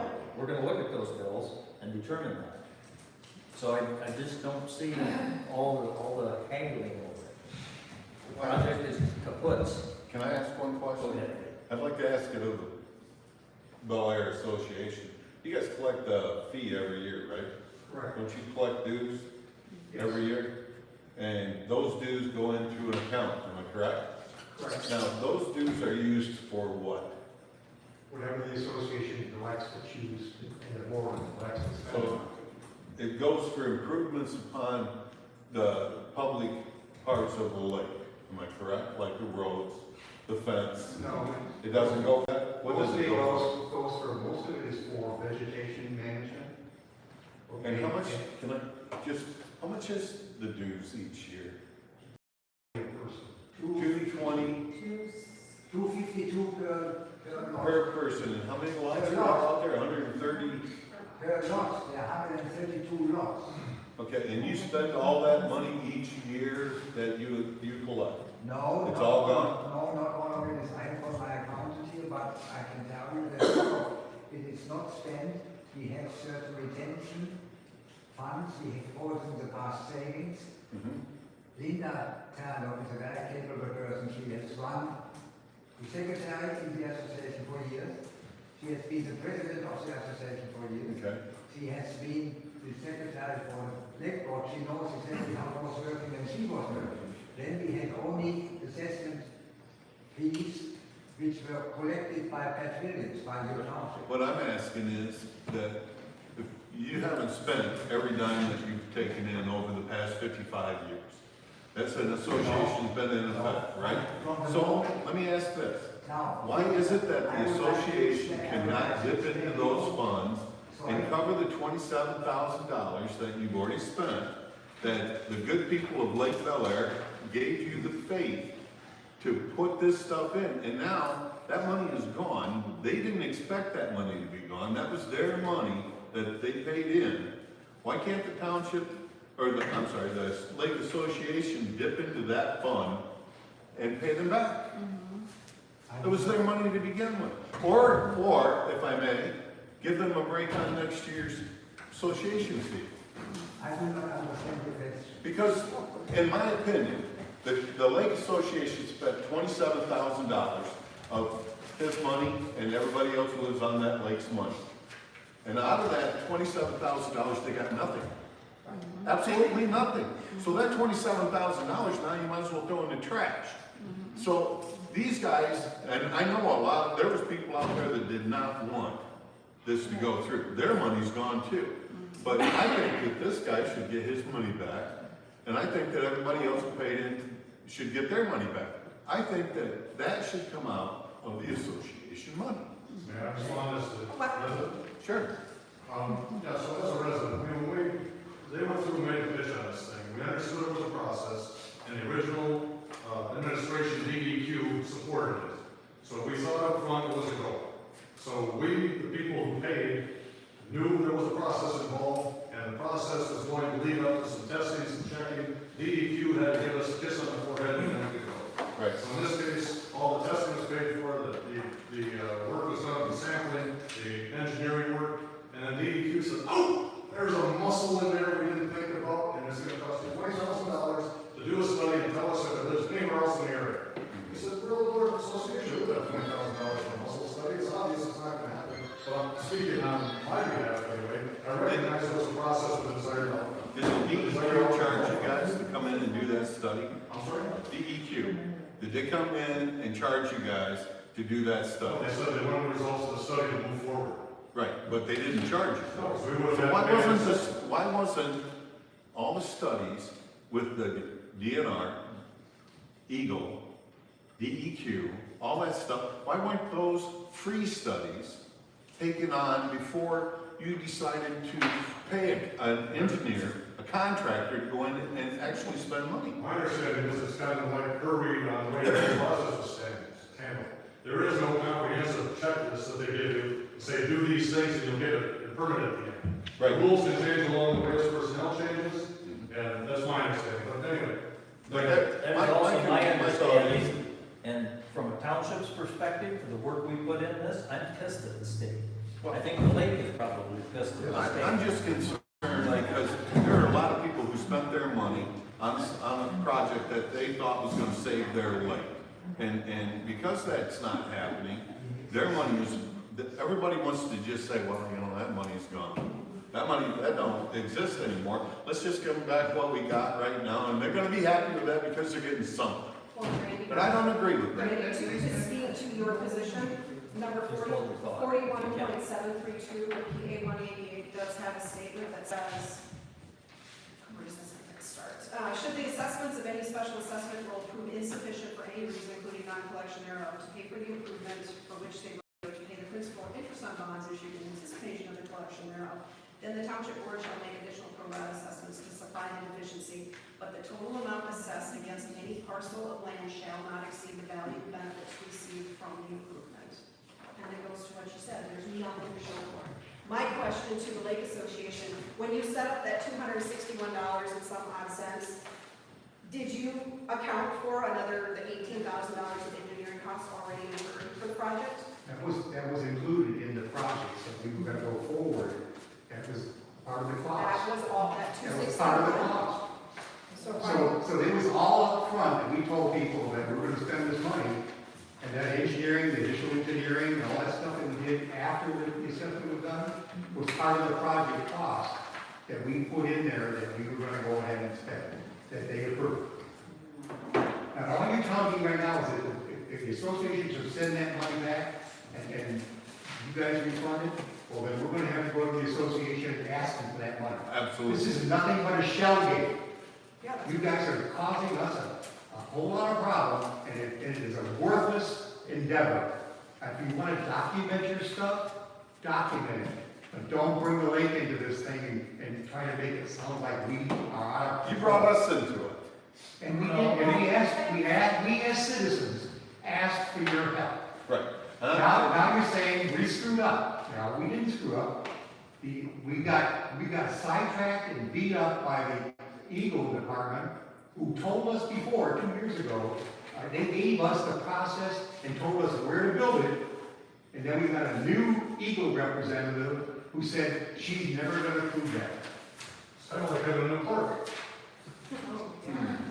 We went with good faith to Eagle or the EPA before we even started. Can I just say, rather than argue about it, in good faith, because you guys are an association out there, in good faith, and with all the members that you have out there, in good faith, why don't you take it upon yourselves to give them back that money? And we can't, but we then gotta go ask them to give it to us.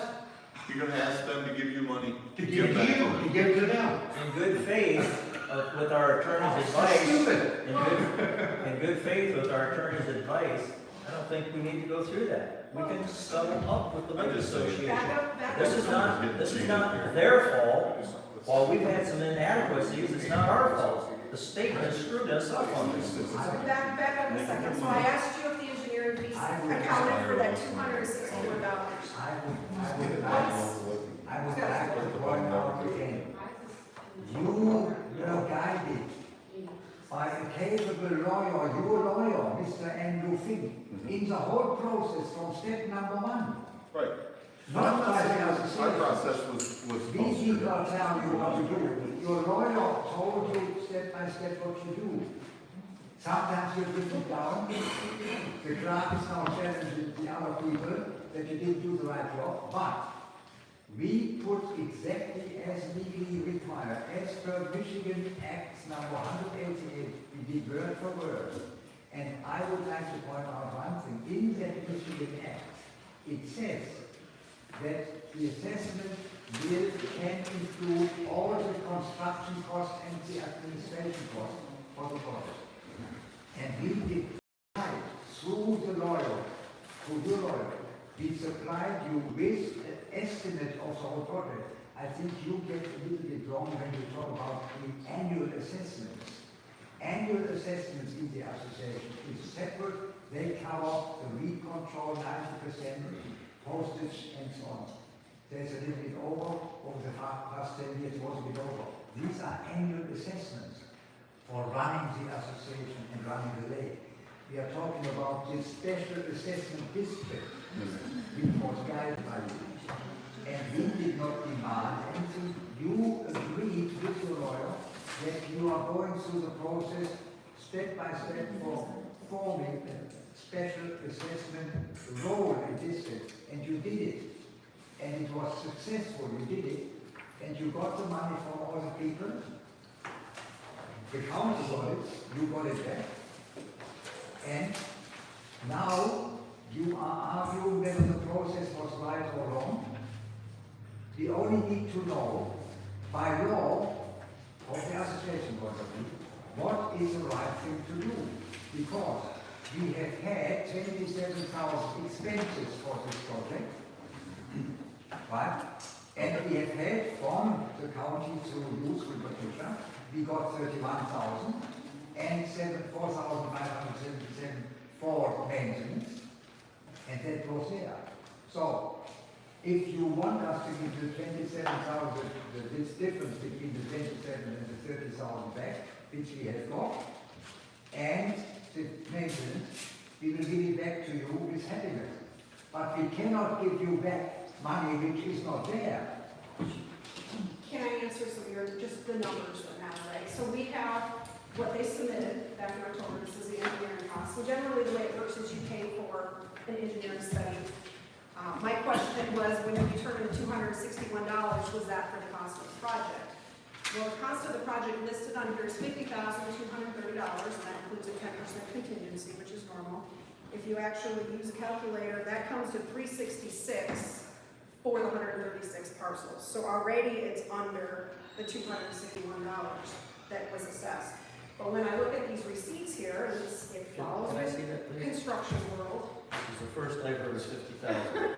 That's apparently what the engineering firm suggested the cost of the project was going to be. They only have $3,000 in there for permitting, which is obviously well justified by the receipts. So we've got a copy of the receipts here that go back to February of 2018, and that's the phase is called study and report, and that follows all the way through May of 2019. And usually the way engineering works is this pays for that to get that piece of paper for your engineering project. The rest of these, so this is about 16,000-ish. That's what paid for the concept of the project. I'm not disputing the cost here. What I'm disputing is fair play. May I touch on somebody for 1 sentence? I'm not on the board, so maybe Carl disagree with me. But as a guy who just lives on the lake, just kind of watch this play out, I think the question we're asking you tonight is, how much money goes back to the residents? The board's position is we would prefer to have those engineering costs subtracted from that was selected, and then give that prorated portion that everybody paid in and keep moving forward. If you say that it all has to go back, well, it just makes more work for the board because they have to go make an application internally. I suspect this one will just be Lake Bel Air, without asking for tax authority. But then he's just got to go back hand in hand and try to convince everybody again, hey, it sure would be nice to have water there instead of muck.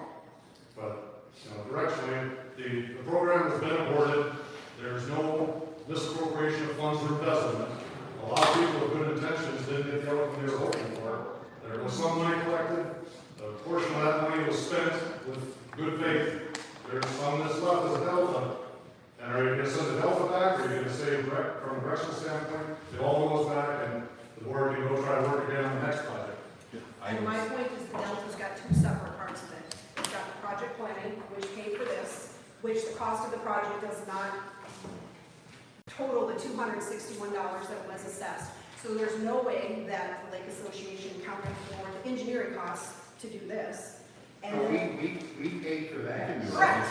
But that's the receipts you submitted because they date back from 2018.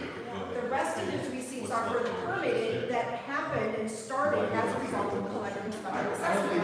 I do not believe she submitted Yes, they're pre-engineering costs. That's part of your $27,000. That's my argument. I can see approximately $11,000 being appropriate, but not that full dollar amount.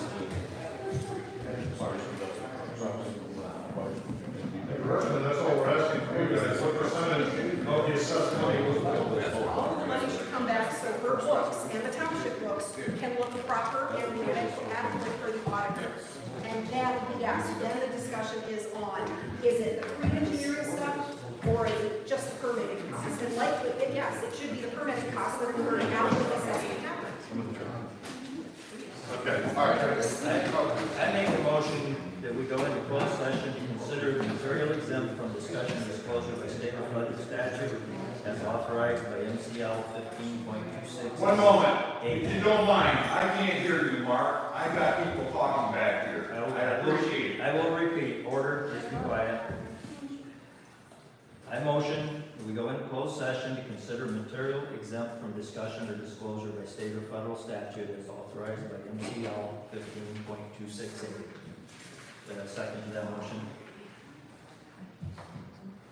I would like to discuss first, why not just take care of it with a motion to pay the remaining funds that are left, plus the second assessment payment, and disperse that amongst the parcel owners and be done with this. So we have our attorney here. I asked him to come so that we'd have the opportunity. So I'd like to know if there's a second to my motion. We've got a So this- resolution to discuss too, to do away with this. So this motion is only because we have a letter or email stamped attorney-client privileges. That's the only Correct. reason we That's have to my hold this understanding. special session or closed session. I understand. I was second. Thank you, Jason. Any further discussion on that? I'm opposed. Well, ask for a vote. Nothing in the letter that is not part of this. So if there's no further discussion, we'll take a roll call vote on moving to closed session. Mr. Johnson, No. Mr. Griffiths, Yes. Mrs. Williams, Ms. Scott, no, Looking for some other stuff. and Mr. Supervisor Nichols. I vote yes, but it took 4 of us to do it, so we will not go into closed session. No, who all said no? You said no, you didn't want to go to closed session.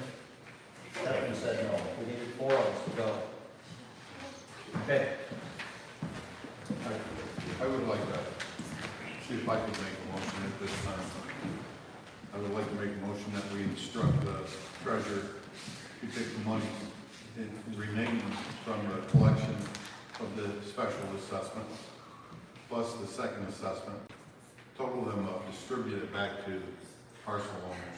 Define remaining, Whatever money is left after they spend it. so they can spend whatever they want and They- decide that's part of the project. We're not, here's the thing, we can kick this dead horse all we want. They're not gonna come up with the $27,000 to pay it back because they're falling onto the bills. They don't really, I don't think, about whether or not the association people get their money back because they've already spent that money. So they have a certain amount of money that's left that they're willing to give back to us, plus the second assessment collection that needs to go back to the people that paid it. We're gonna beat this until next year. And I believe that is the exact resolution that Mr. Fink had prepared for us last month, is that not correct? That's the same thing. And I'm saying that's what we should do. But that's my motion, and you guys can deal with that how you want. But I think that we're not gonna get the $27,000. Let's get back what we've got and get it back to the people. It is even with 27,000, so they got 40, they want to keep 27 of it saving costs. So what's that? 13, It's 13 back. less. If you look at the receipts, I agree, 11,000 of the permitting costs, I believe that is a portion of this project. But there's another 16,000 on top of that 13 that should come back. Because we should not get to go backwards on something that happened and was expended on prior to the petition. And I There's disagree just with no that. way. So the law is pretty clear Some get that engineering costs are allowed. So that wrangling over that it wasn't on the petition and whatnot, Happened prior to it. Who spent that of their own money, is what this guy said, before they ever got this approved. And now they want to deduct that. So, let's do That's the way I this. understood. To cut this right in, let's get the money set, is coming back. And let's get it distributed. And if later on, we find that we need to take action against, for the remainder of the money, then the board can so do that. You know, we dissolve this thing. Well, we're That's what gonna, everyone's saying is we're gonna dissolve it. We've lost all leverage. Yeah. That's not the right you thing what, to do. do you think that we're gonna get $27,000? That is not our issue. Not our issue. I That think is our up to issue the- right now. I think what they That's what spent, we're arguing about. but up to the point where we passed the first resolution, I feel like that, they spent that out of their association, that was not included in what they were, and now they've turned that in as a bill. Right. They- Exactly. So I don't believe that should be deducted from what they So you think 16,000 should be added to the, That first bit that they spent before they ever got the resolution passed wasn't included in the resolution in the future to pay that off. That was what they spent on their own association. That's the way I understood it. And that's what the building supports. that's what that is right there? Correct. It's called study and report is the first, if you want to call it. So I would say what they spent from the time we passed that resolution forward is what they deduct. And then they can send us it. On the sheet that I included, that's where this line is. I put dates. There's dates in this column, but they're indicating on something, so the bill date is more where it defines. You see that cutoff is right there. The bottom three are part of the permitting costs. And Not the above. Not the above. This is the bill date on that previous one, the 11/41 September of 20. So that's pre-petition. Anything after that is the permitting. And yes, I don't disagree with that. That is eligible. If they had added that in and said we were going to pay for, Previous engineering costs. I don't know that the law differentiates. It says the cost of engineering services and all expenses incident to the proceedings. Hold on. The cost of engineering services and all expenses incident to the proceedings for the making and financing of the improvement shall be deemed to be a part of the cost of improvement. even the previous. We started in winter 2020 with them. We did not start as a township in 2018. That applies to us as a township. Hence, it applies when we pass the special assessment district in October 2020. Yes, it says engineering costs, but it wasn't included what they submitted to us.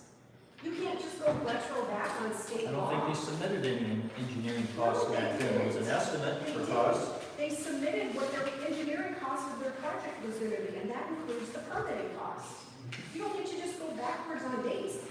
The special assessment district was not in place in these 2018 and 19 bills. And they've got 2 years of bills they're turning in before we ever pass that. Yes. But they're pertinent to this. It's not how it works. Am I wrong in how I'm reading that, Attorney? Counselor? I don't think you're wrong in how you're reading it, and that's the way I read it. If I were to question myself on it, I'd say, well, what if the costs were 20 years prior? Could we throw that in? But since you asked me the question and now I'm addressing it, it strikes me that Trustee Johnson had a good practical response, and I heard what the clerk and the treasurer said about resolving the district. But if you get the money that the association is going to give you and distribute it back to the property owners, you've accomplished what is your primary goal.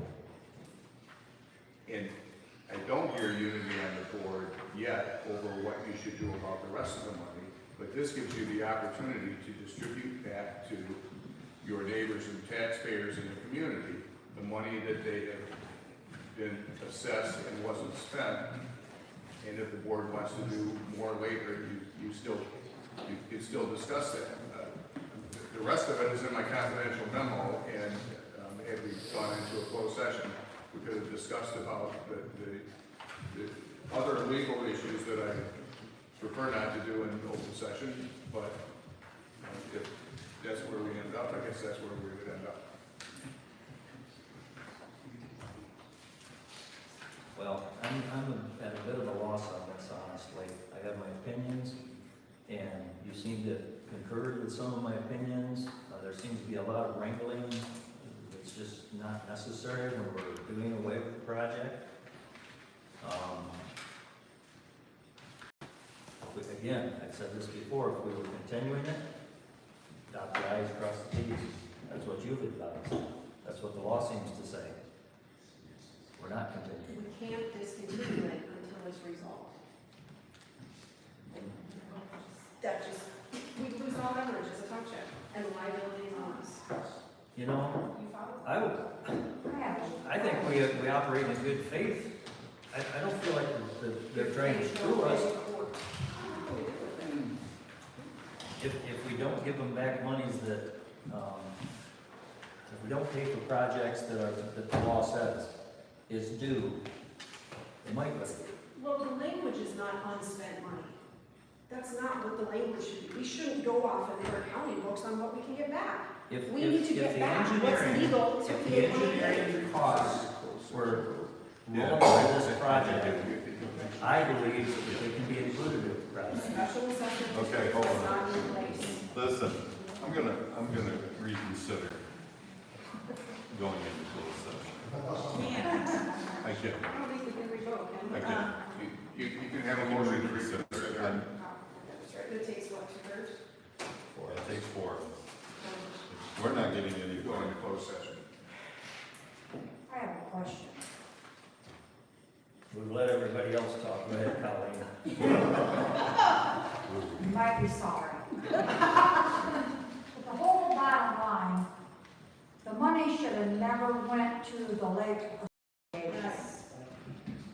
This is where your number one problem is at.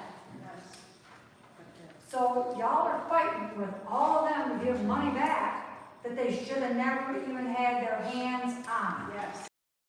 So what are you gonna do about getting your back? That's the problem here. That's the only place that there is a problem, is you better be getting that money, all of it, for your own books. But it's not her money, she's just a conduit. It's Lake Beller's money for Lake It's Beller. supposed to be in a fund, not distributed to any one person. Am I correct? That's my understanding, Patricia. You said you screwed up. What you was on the Lake Association, you was on the Inland Lake Board, you knew how it was done before. So you made a mistake. Then y'all correct it, get your money back, This is carrying us. and then move on from there. So you've got a township treasurer that acknowledges that it was in error. How do you argue with that, Mark? We're not arguing that. about Why don't you fix it? You gave the money to them, now you get it back.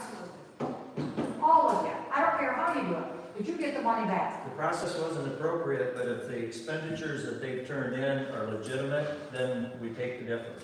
The last Lake Association meeting, or the Lake Association has that, Lori, she says, well, we have $30,000 in our savings account. Well, I think y'all, they don't, they have $30,000. They're the one that stated it.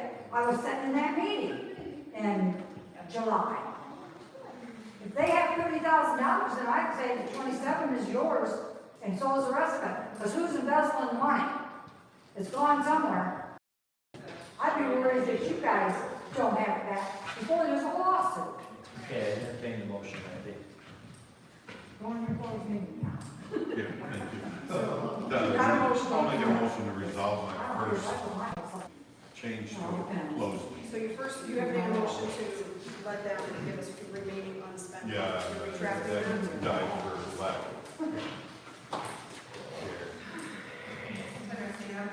Now, second that. Have I said what Randy makes a motion to reconsider the previous vote? Yes. And we can do that. I'm just, Second, Mark? Yes. yes. Any further discussion before a roll call vote? Mr. Johnson? Yes. Mr. Griffiths? Yes, ma'am. Ms. Williams? Ms. Scott? Yes. So we will move to closed session right now. I'll ask the board, do we want to let the audience stay here and we convene the meeting, or do we want to ask the audience to, it's dark outside now, I don't know if it's raining. We can go somewhere. Unless everybody's going to call it a night.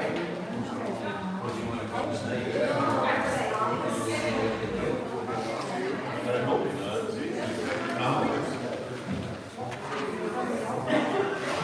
We're right all gonna need to stay safe. Take letters.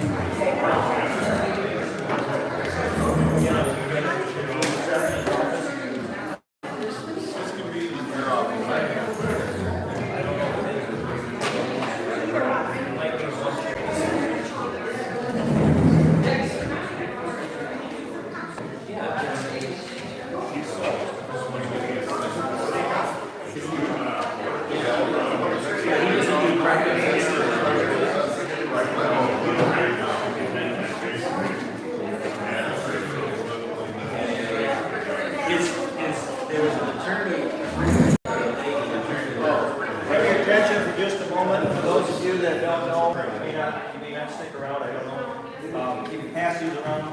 Heritage Days in North Adams, take one, everybody that wants one.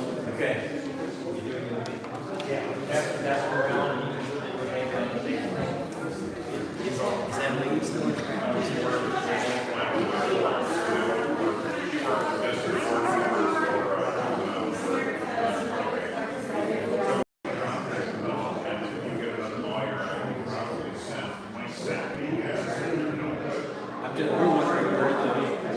Where they're keeping the documents, we left it in our wills.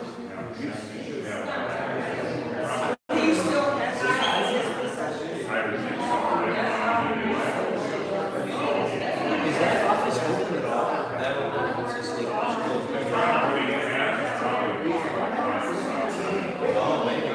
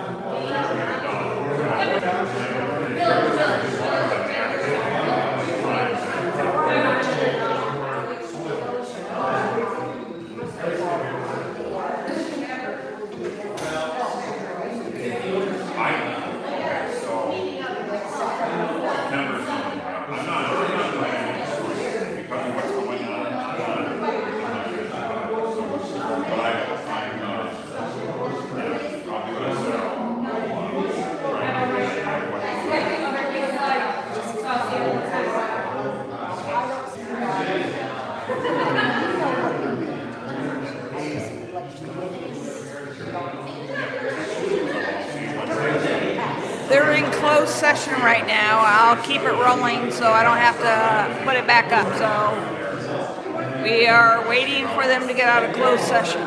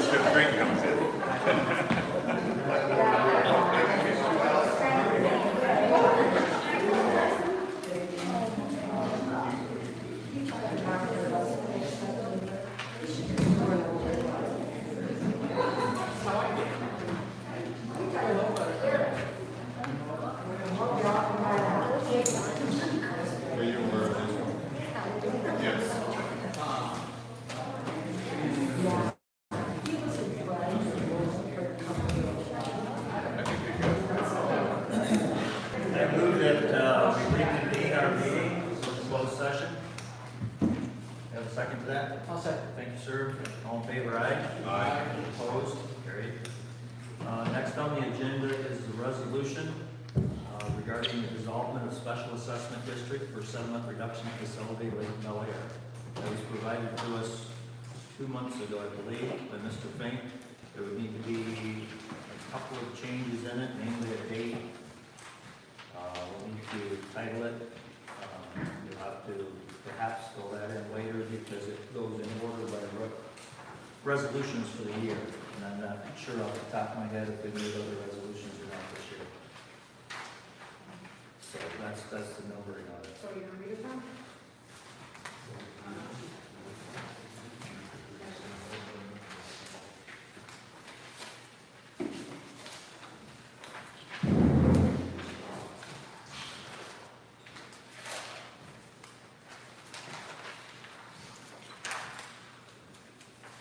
Madam Clerk, I think you could, if the date was changed and the resolution number was added, and then on page 2, the numbers were filled in.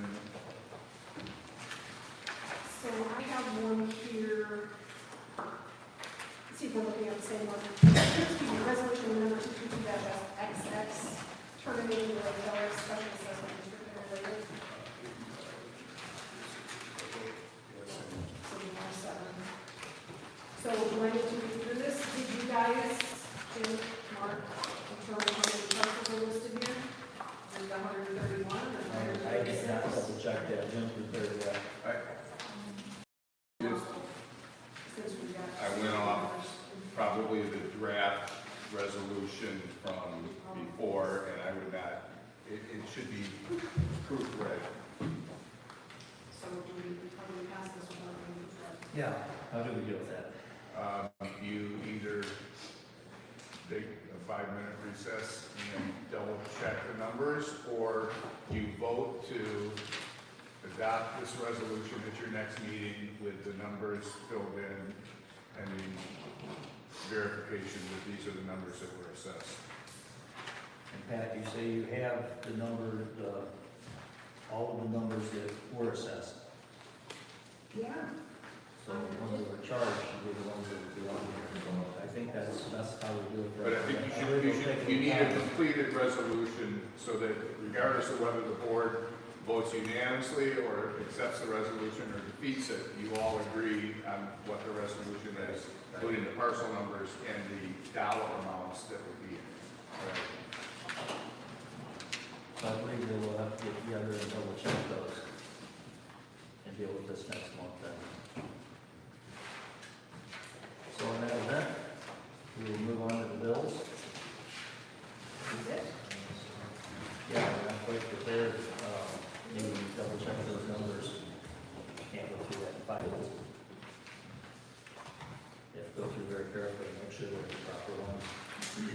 So the language though still on this, terminate the October 2020 special assessment, declare the special assessment, I'm supposed to on page 2, declare the second assessment collected to be valid, request Lake Bell Air Property Owners Association provide an accounting of all funds delivered and spent in pursuant of settlement production facility, request the Lake Bell Air Property Owners Association to return all unspent funds provided by the township for the settlement production facility return. Request the Lake Bell Air Properties Owners Association return all unspent funds provided by the township for the sediment reduction facility, return all funds from the subsequent assessment for maintenance. That's kind of funky language. That's a summary of the June meeting. If you go to page, Oh, well, so right that below should that, be resolved. therefore be a resolve, Okay, is so the that's- parcel numbers and then the actions of the board. So be it further resolved, I would like to make a motion that we're gonna, I just want to do this. Be it further resolved that the board determines a second assessment against those same parcels to be rescinded and terminated to the extent necessary to retrieve and return the funds collected. Be it further resolved, Lake Bell Air Association is requested to provide an accounting for all monies delivered to it by Adams Township for the sediment reduction facility and to return all unspent and uncommitted funds, including the second assessment distribution for maintenance for distribution of the affected parcels. Be it further resolved that the township shall return all monies recovered to owners of the affected parcels on a pro rata basis. Be it resolved that the supervisor, clerk, treasurer, and township attorney are authorized by the board of trustees to take all necessary steps to implement and complete the objectives of this resolution. And be it further resolved that all resolutions, motions, or directives in conflict with this resolution, 22 are hereby rescinded. What's the point of that last statement on there? The previous ones have to be rescinded. For example, last month, the board passed a motion, and you had some discussion about it today, that said something about, in the motion was, I move we have them return all the funds. This resolution supersedes that, So we didn't have a resolution, it was just a board vote. and that's why it says resolutions, motions, or directives. So anything in conflict up to this point with this resolution would be rescinded and superseded. So the first year assessment resolution is rescinded based on this? No, it's not in conflict, it's that this is done and this is going to effectuate what the board has determined to do, which is have the excess monies returned and distributed. Well, I would like to make a motion that the board vote on this and put some closure on it, with the exception, and you get my wording correct, on confirming the parcels listed in, on page 1 and page 2, 3. Is that all I need to make that motion? To make the motion to pass it with the confirmation of the parcels? Or the amounts, the parcels, and the resolution number, right? Yes. Parcels. May I make a suggestion? Please. Your second to the last, the penultimate, be it for to resolve, take all necessary steps to implement and complete the objectives of this resolution, and you could add, including confirming the affected parcels and the amounts collected. I believe that language you then could adopt this today. Confirming affected parcels. And the amounts collected. And then if this resolution is incorporated into the minutes next month, when you approve the minutes, you would be approving the parcels and the amounts collected. As you're going to double check the numbers, and when you approve next month's minutes, that will finalize it, because then you would be affirming.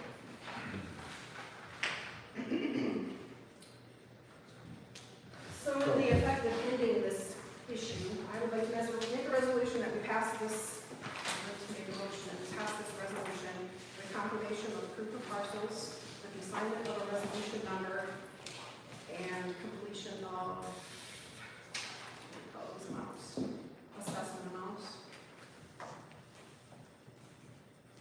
Correcting the date as well.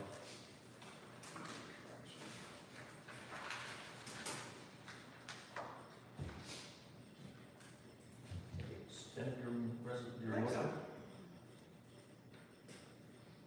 Do we have a second to that? I'll second. Thank you, sir. Any further discussion? We'll have a roll call vote, please, on this resolution. Mr. Johnson? Yes. Mr. Reynolds? Yes. Mrs. Williams? Yes. Ms. Scott? No. And Supervisor Nicole? Yes. Yes. Thank you, board. That Moving on to the bill. Before we move on, it is not done, I wanted to, I hate doing my job. That's one last question. No. Dollar amount of the expenses you agree? Yeah, that's a good question. Dollar amount of expenses. Yeah, so you just said approve the resolution to refund the money less expenses, correct? Yeah.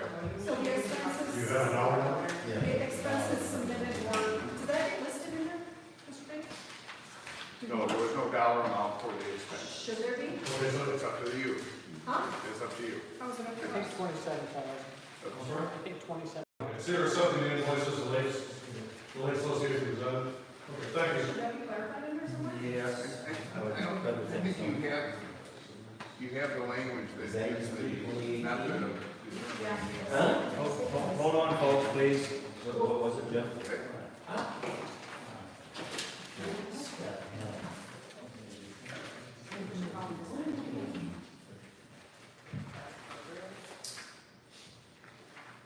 So I suppose it's under the It account. says you're requesting the association to return all spent uncommitted funds, including the second assessment, and that you will return all monies recovered. So we should have a dollar amount locking that in at the 27.35 that was already submitted. If that's what you know is going to be the final number of expenses they give you, but That's what it is. you're going to return whatever you get. We're going to accept whatever we get. No, well, You're going to minus return the whatever. 27. They turned in a bill for 27,335. I would say if it's in Why are you diversity at that point. 2018? I can't keep my mouth shut. What do you? Hold on, please. If at such time as this is processed, if we find an inadequacy, then we can deal with that at that point. Just one resolution.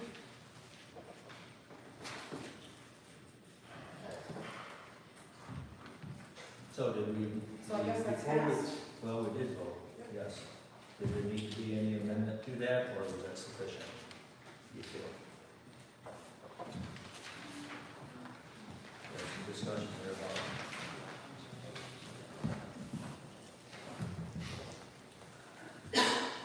You have good notes on what was passed? Yep. Okay. Resolution. So while we're on it then, since we passed that, I am filing letter of intent to file against your surety bond, Patricia, for the full amount of money that was dispersed to the Lake Association. And you're doing what? Filing against her surety bond for her actions as treasurer and collecting the disbursement funds that she has been dispersed. So you've got 10 days to collect the money, if not, then it will go to U.S. Specialty Insurance and we'll bring in and they will determine if our actions are within their. Well, that's a lovely thing. Okay, moving on to bills then. We'll need you later.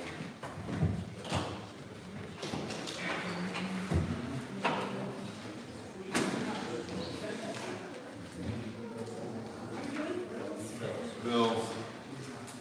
And get back to business. All right. Bills are submitted with a total of $7,172.16 for general funds, so general ledger, and, I guess that's the first one. 7172. Excuse me, one thing that made me tell you, Carl is the president of the Lake Association, and he said once they have the resolution in writing, you know, whatever was assessed, minus that 27,225, the amount that has to be repaid to the township, the board will just write a check and deliver it, so. I heard something about surety bond, only half debt, so I'm not sure exactly what was going on, but the Lake Association will pay that bill to the township promptly. Yeah, So you put it in writing, and Do you want something in writing from us, or? yes, you want something in writing, and then, like that is the bill and the money.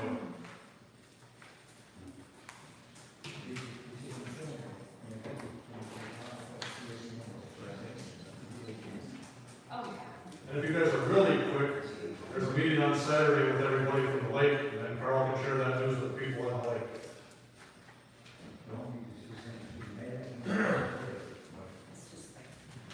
Okay, got your notes here? Yep.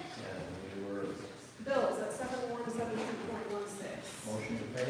Motion to pay. Make a motion. Mr. Johnson, a second? I'll second. Thank you, Jason Griffiths. All in favor, aye? Aye. Opposed? Carried. And then cemetery expenses for 116.99. The motion to pay cemetery bills.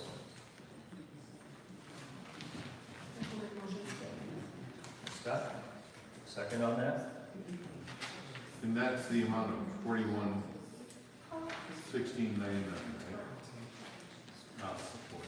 Okay, Mr. Johnson, all in favor, aye? Aye. Opposed? Carried.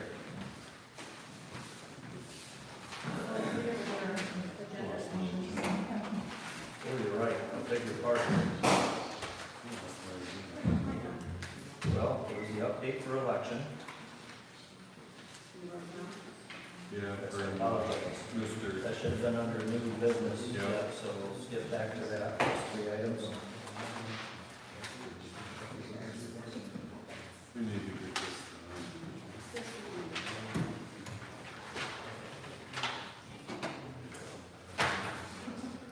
Mr. Well, I guess as far as election updates, we have election, what, last week Tuesday? I'm wondering if Mr. Dean here as the representative of that Township election. Can you give us an update on the plan, any problems, what the council, I was curious too, the ticker tapes have always been taped on the door. Is there a reason that they weren't this year? Not required, so didn't do it. Election went well, everything balanced. Board of canvassers met Thursday, approved all 26 precincts in the county. If you have any specific questions, I'd be happy I to. heard the tabulator went down in the morning, it's been around the state. Did all ballots feed in, or was there problems with some ballots feeding in? None. There was, I heard issues from other parts of the state where their e-poll books were having trouble, but we didn't have any of those issues here. So E-polls are having problems? the laptops. the software that comes from the alter voter He has file. nothing to do with us. We didn't have any issues here, so we were good. Not going in, I just not heard, I heard we didn't have some issues, a USB drive was deleted and records were there. Paper reports were delivered to the county and everything balanced. We just couldn't put things on the website because we didn't have the electronic. Is that from the P drive? Right, but we still had reports delivered and everything balanced. All precincts reporting by paper reporting at the county, so. But the V drive got moved somehow? A V drive was $0, which is what you would do after a public accuracy test. And, but the reports were all still there and everything balanced. And then, that precinct was retabulated at the Board of Canvassers meeting and everything, again, balanced, so. Can I ask a question? When I was here, what was the problem with the gentleman, he was ahead of me, but his would not feed it, and so he had to do it 3 times. So what was that problem? I don't know the specific issue you're remembering, but I do know that there was several times where people would put the cardboard secrecy sleeve in too far and the machine would try and grab that instead of the ballot, so That's what that I was, was. you know, that wasn't a big deal. And then our results that come to township, are you going to FOIA them or? Results are on the website. If you want reports out of the poll book, you'd have to FOIA them.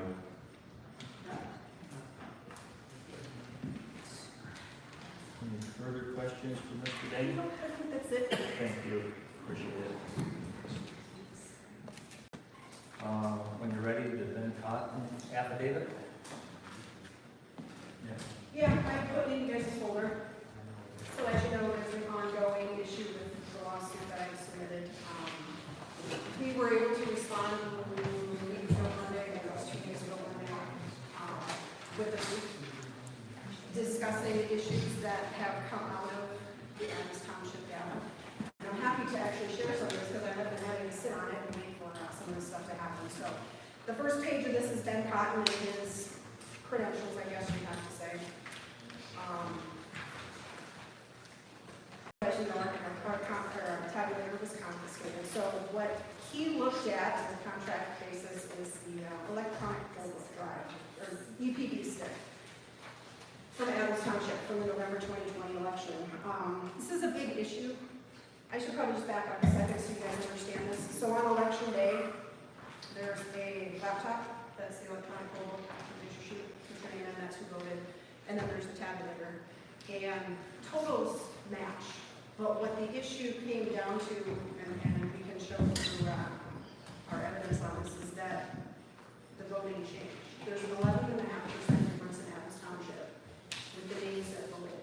And I don't want to go into a lot of details because it's a lot of it's in here, but what flagged me on it, so you guys probably don't remember, but there was a gentleman here in November of 2021, and he had FOIA'd all the state voting records from all the way back to 2009 for the entire state.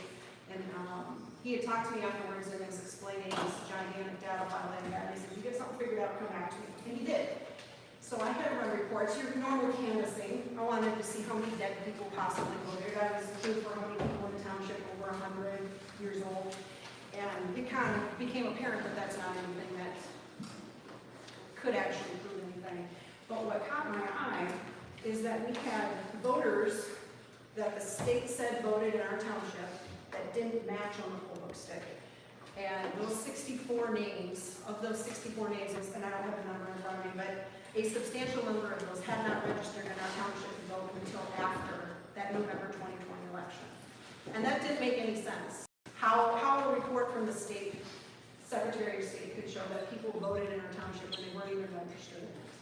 So that's one report. We call it the unique to the state. And then there's a second report where it's unique to the electronic poll book. I haven't run it conversely. And there's 74 names there that came in and physically registered and voted, not registered, physically came in and got a ballot in our township, and they're not on the state FOIA records.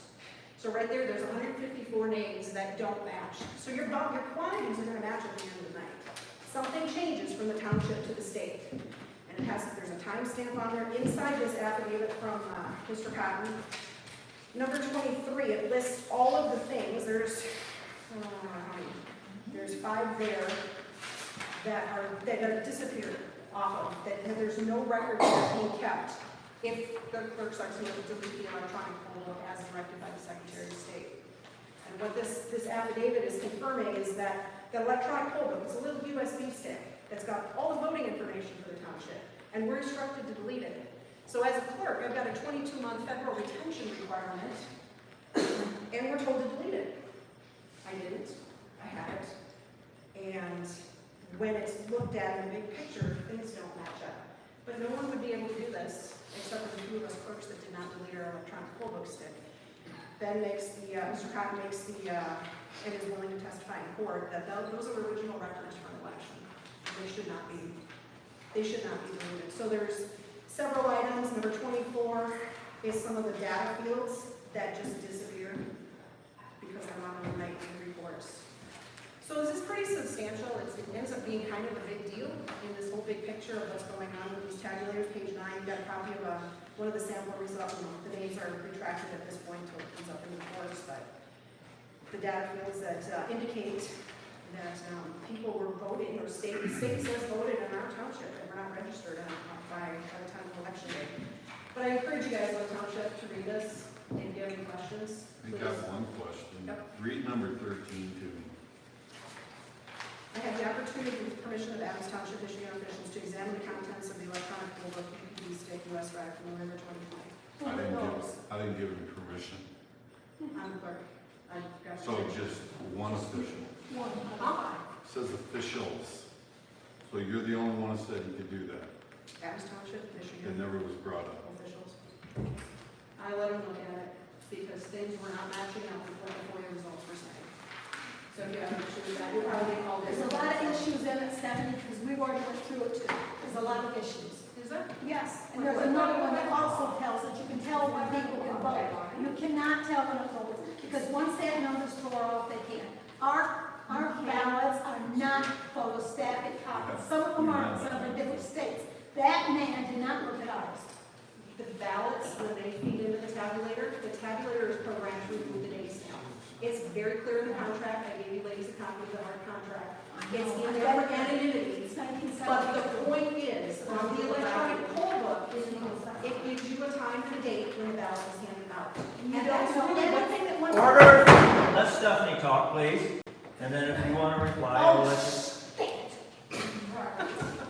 Okay, well, I just wanted to share it with you guys. It's kind of exciting to be a part of it. I don't like the idea they got my address, my license number. I don't think that was right. What? What are you talking about? Number 24, the following data fields for voter information from election day are not part of the automatic reports, but they are. They're there on your phone. Yep, they are, because they're part of QBI. I don't like it. And then he takes it off from her up.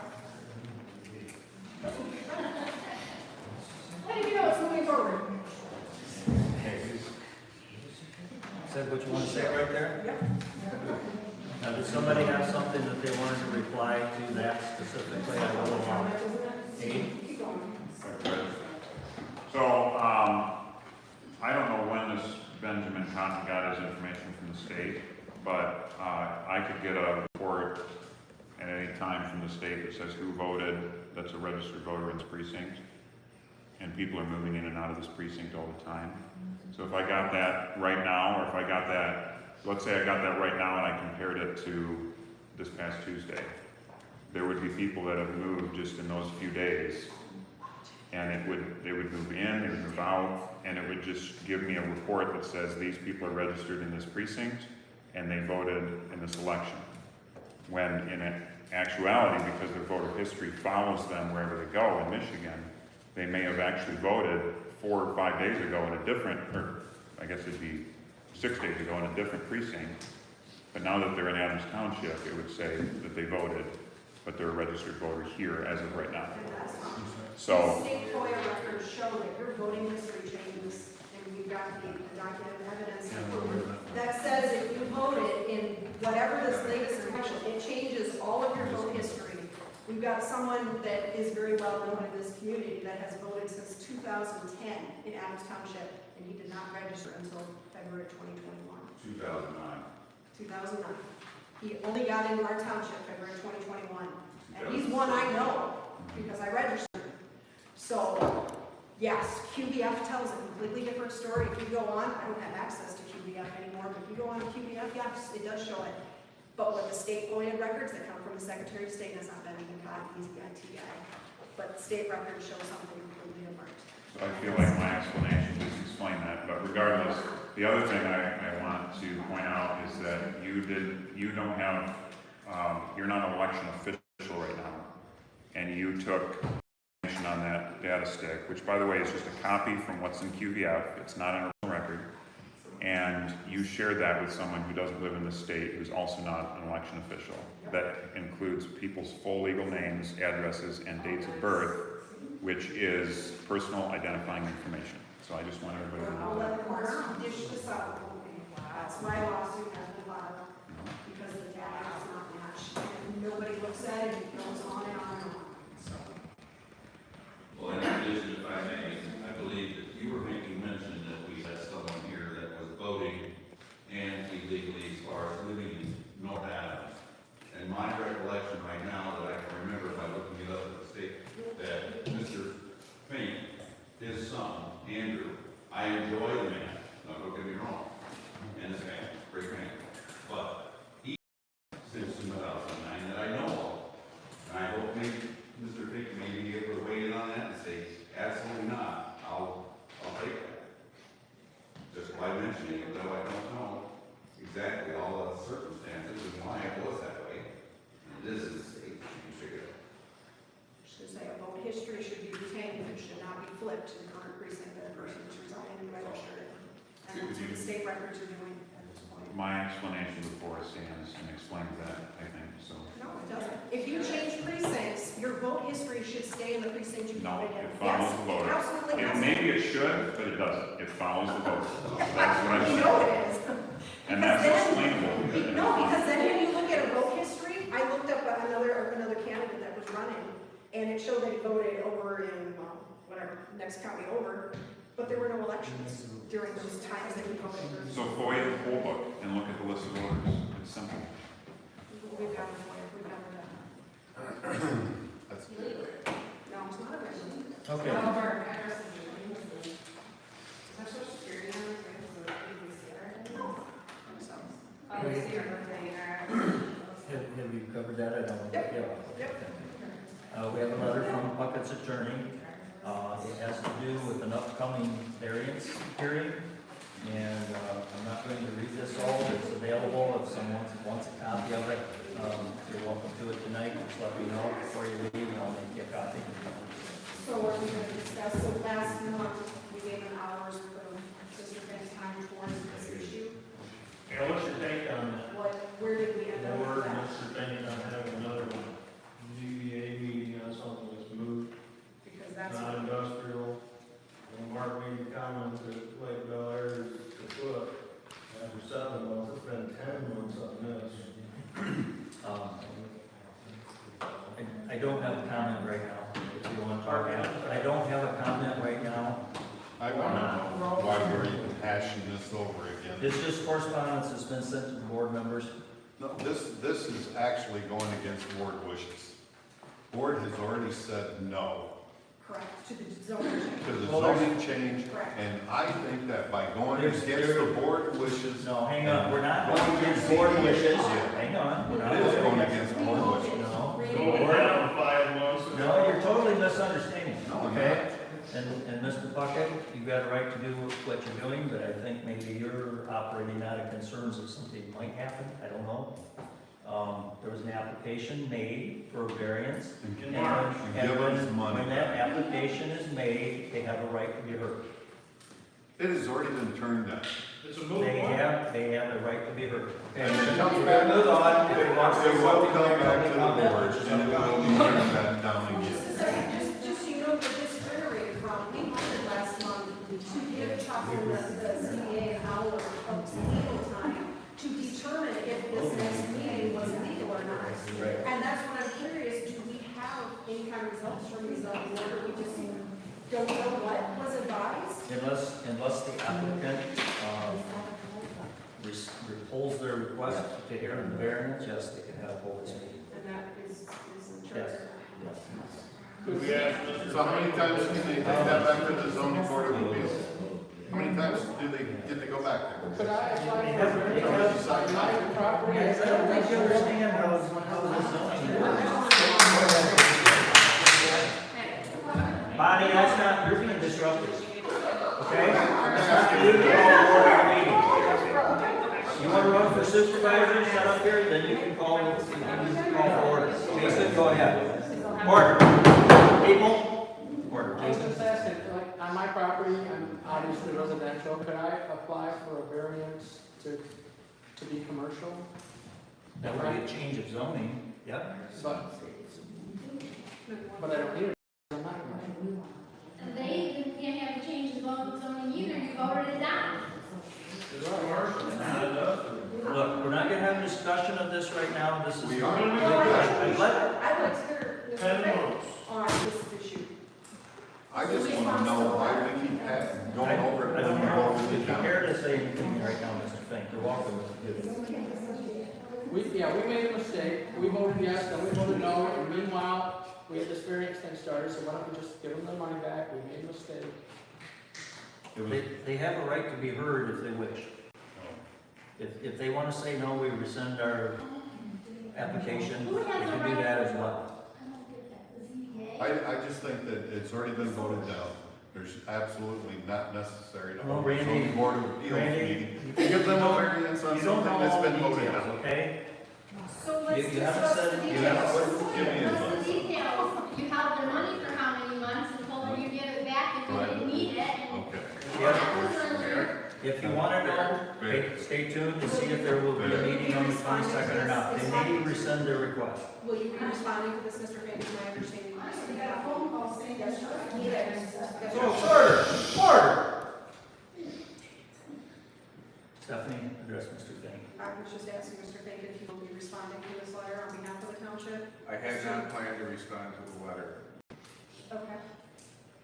and until the zoning board of appeals makes a determination that requires a response, I don't see any reason to. Have you advised them on how to proceed with this next meeting that's scheduled on the 22nd? I have given the chair of the ZBA legal advice, yes. Advised them to not vote on it? I have given him legal advice, and Madam Clerk, you know my position about discussing legal advice in a public meeting. So, anybody that wants a copy of this, you're welcome to it. We have public comment coming up where you can make your comments. Or, okay. So we're down to supervisors' notes, announcements. I don't really have any,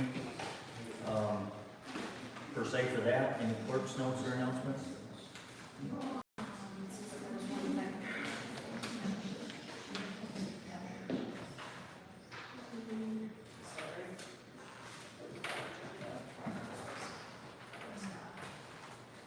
I know we got a thank you card for the tire.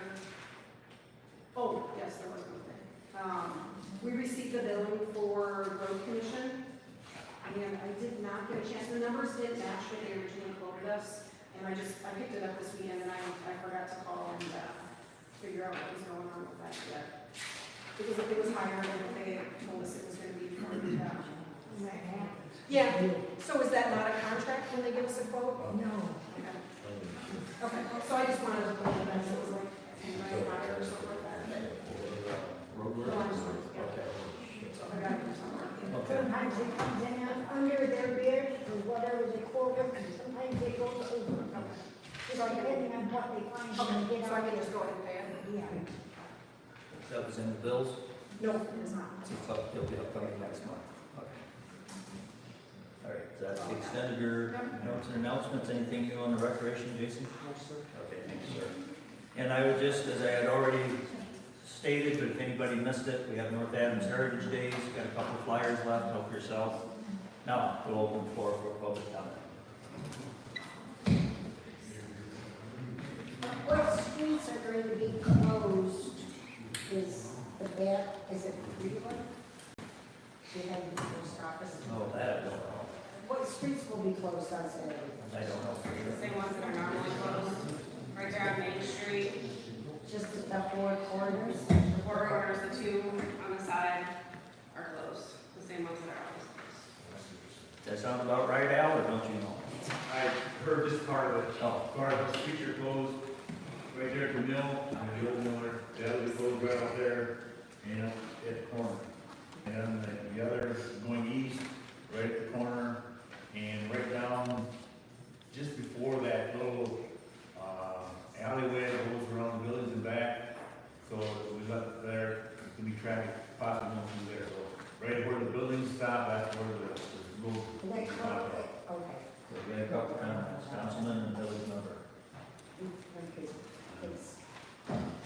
Who else? I have a question. So after she gave out, Just a second, I'm sorry, I think Carl had his hand first, and we'll get you next.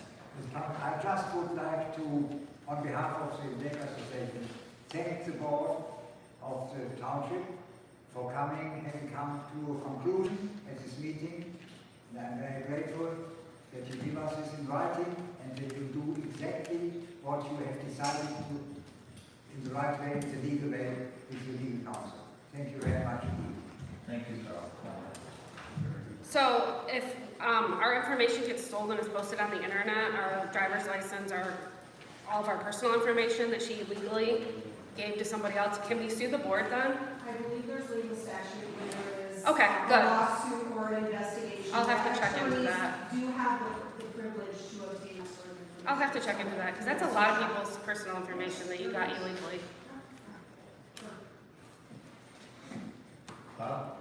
Yeah. But I couldn't had- find the law. Dang. I'm sorry. No, you're good. Yeah, no, I had My alluded to mistake, as I was saying about Mr. Fink and voting in this township. Now, Mr. Fink is indeed, Andrew, I'm speaking of, not the gentleman here, is our representative. No matter which way you voted, he's still our representative. And this came up in question at several different meetings on whether or not someone had that right. And I'm glad, Stephanie, you brought that up about how it changes, you know, from someone voting here and then they moved. And I think what Dane was issuing was that this actually does take change. And I'm saying it doesn't take change. For some reason, you know, when you're over here and then you're over here, I don't think it's really accurate. And I think the voting becomes a problem. But other than that, what I mentioned earlier was Mr. Benzing, Brad Benzing, which is our county commissioner. He does reside in here. He did indeed go after a lady with his fist at the county building. And I was present. I'm just letting you know, this is something that I think we need to look at. And it was all about a very simple question. A question. And he lit up like a firecracker. So I want to say in addressing that is that, you know, sometimes we all are going to lose it. I don't care who it is. I think I've gotten in confrontation with Randy. I mean, but he didn't jump over the table and come over there with his fist. Who doesn't?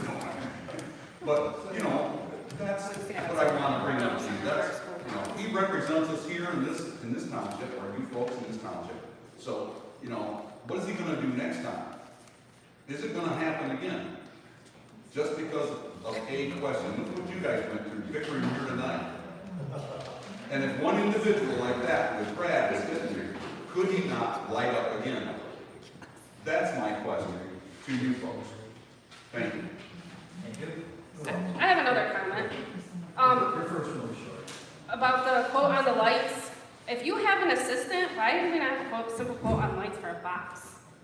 Like, that seems like, on your drop boxes, why is this not being taken care of? If you have an assistant, I would think that, are we too worried about getting our voter registration stuff instead of our job?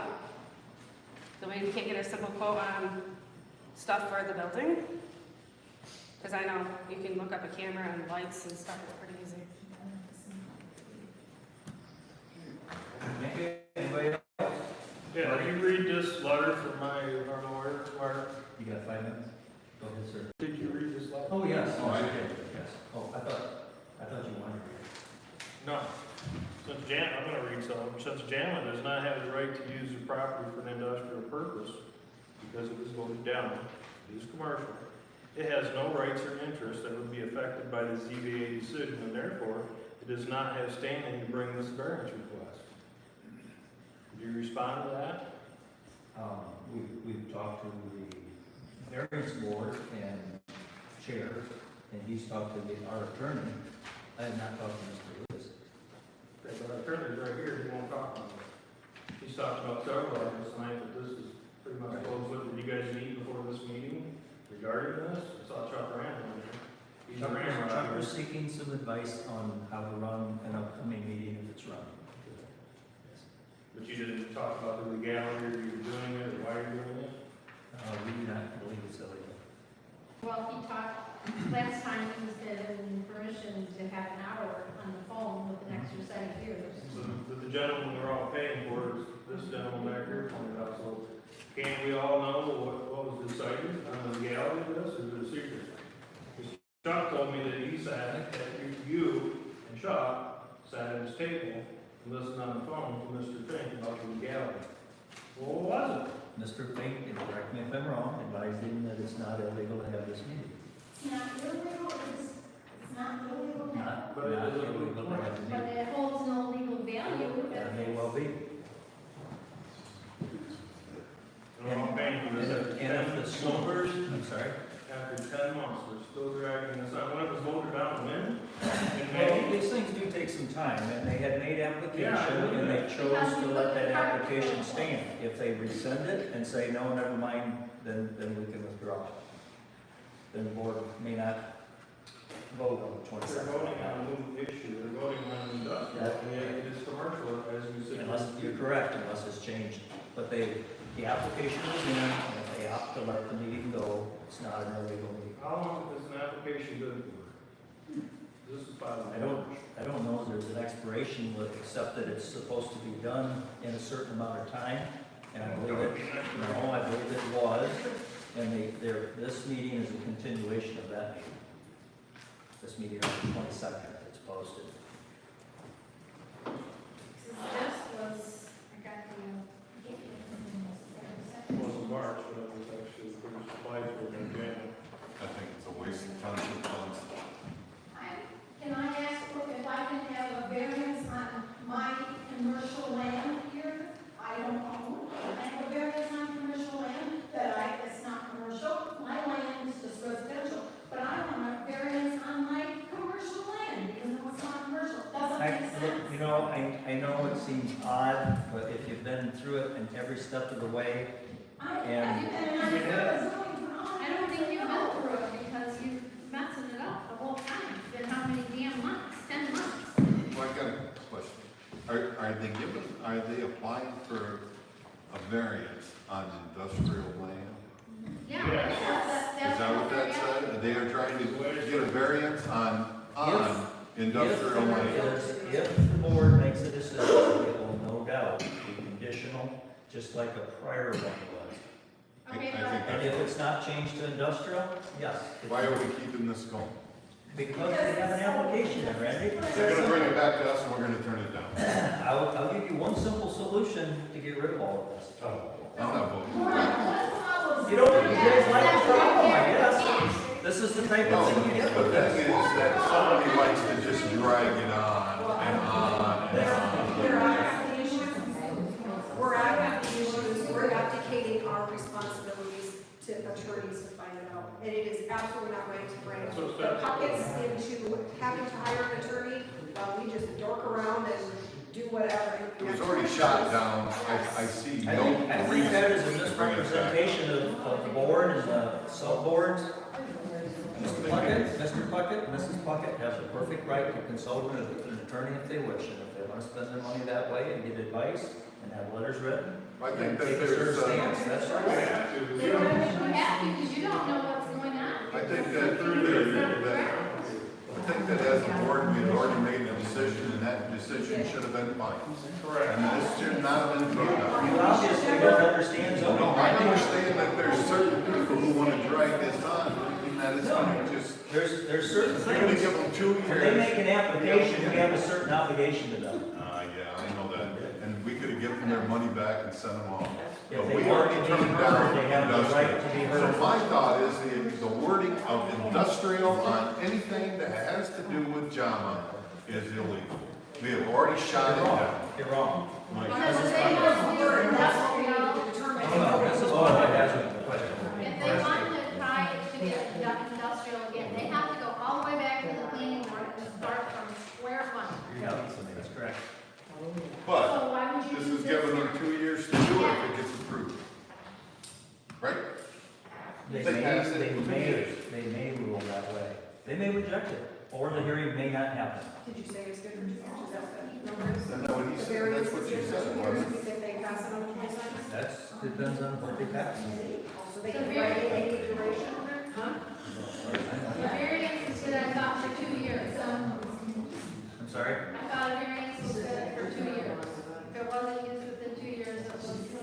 That's a figure they put on it before, and they may again. Or maybe the So they hearing already may had not one even happen. variance granted for the opposite side, and almost a year ago.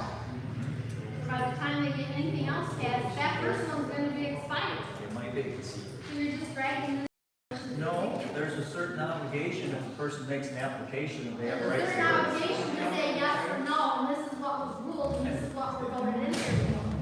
Well, Marty, I give you one more. Yeah, one more thing here, I have a copy of a phone conversation I had with Chuck Randall, April 13th, Wednesday, 8:45 a.m. And I asked if Sobers had applied for variance. And this is Chuck Randall, he said yes, Dan did several weeks ago. Mark has a copy and said today, the Sobers did not need it, he would refund their money. I thought you were gonna refund their money, come back to March, why are we still in August, who would think? Pardon me? I don't think it was in March, unless times. Yeah. They have Copy other right here, conversations. when Jan Sober applied March 3rd. March 3rd, 2022, got her signature. So that was back in March. We could refund the money then, yeah, we're still going on with a moot point meeting that was voted down in May. If we hadn't have already expended money to put it in paper, Well, you should perhaps have I would've probably done done it ahead of time, you put the cart before the horse.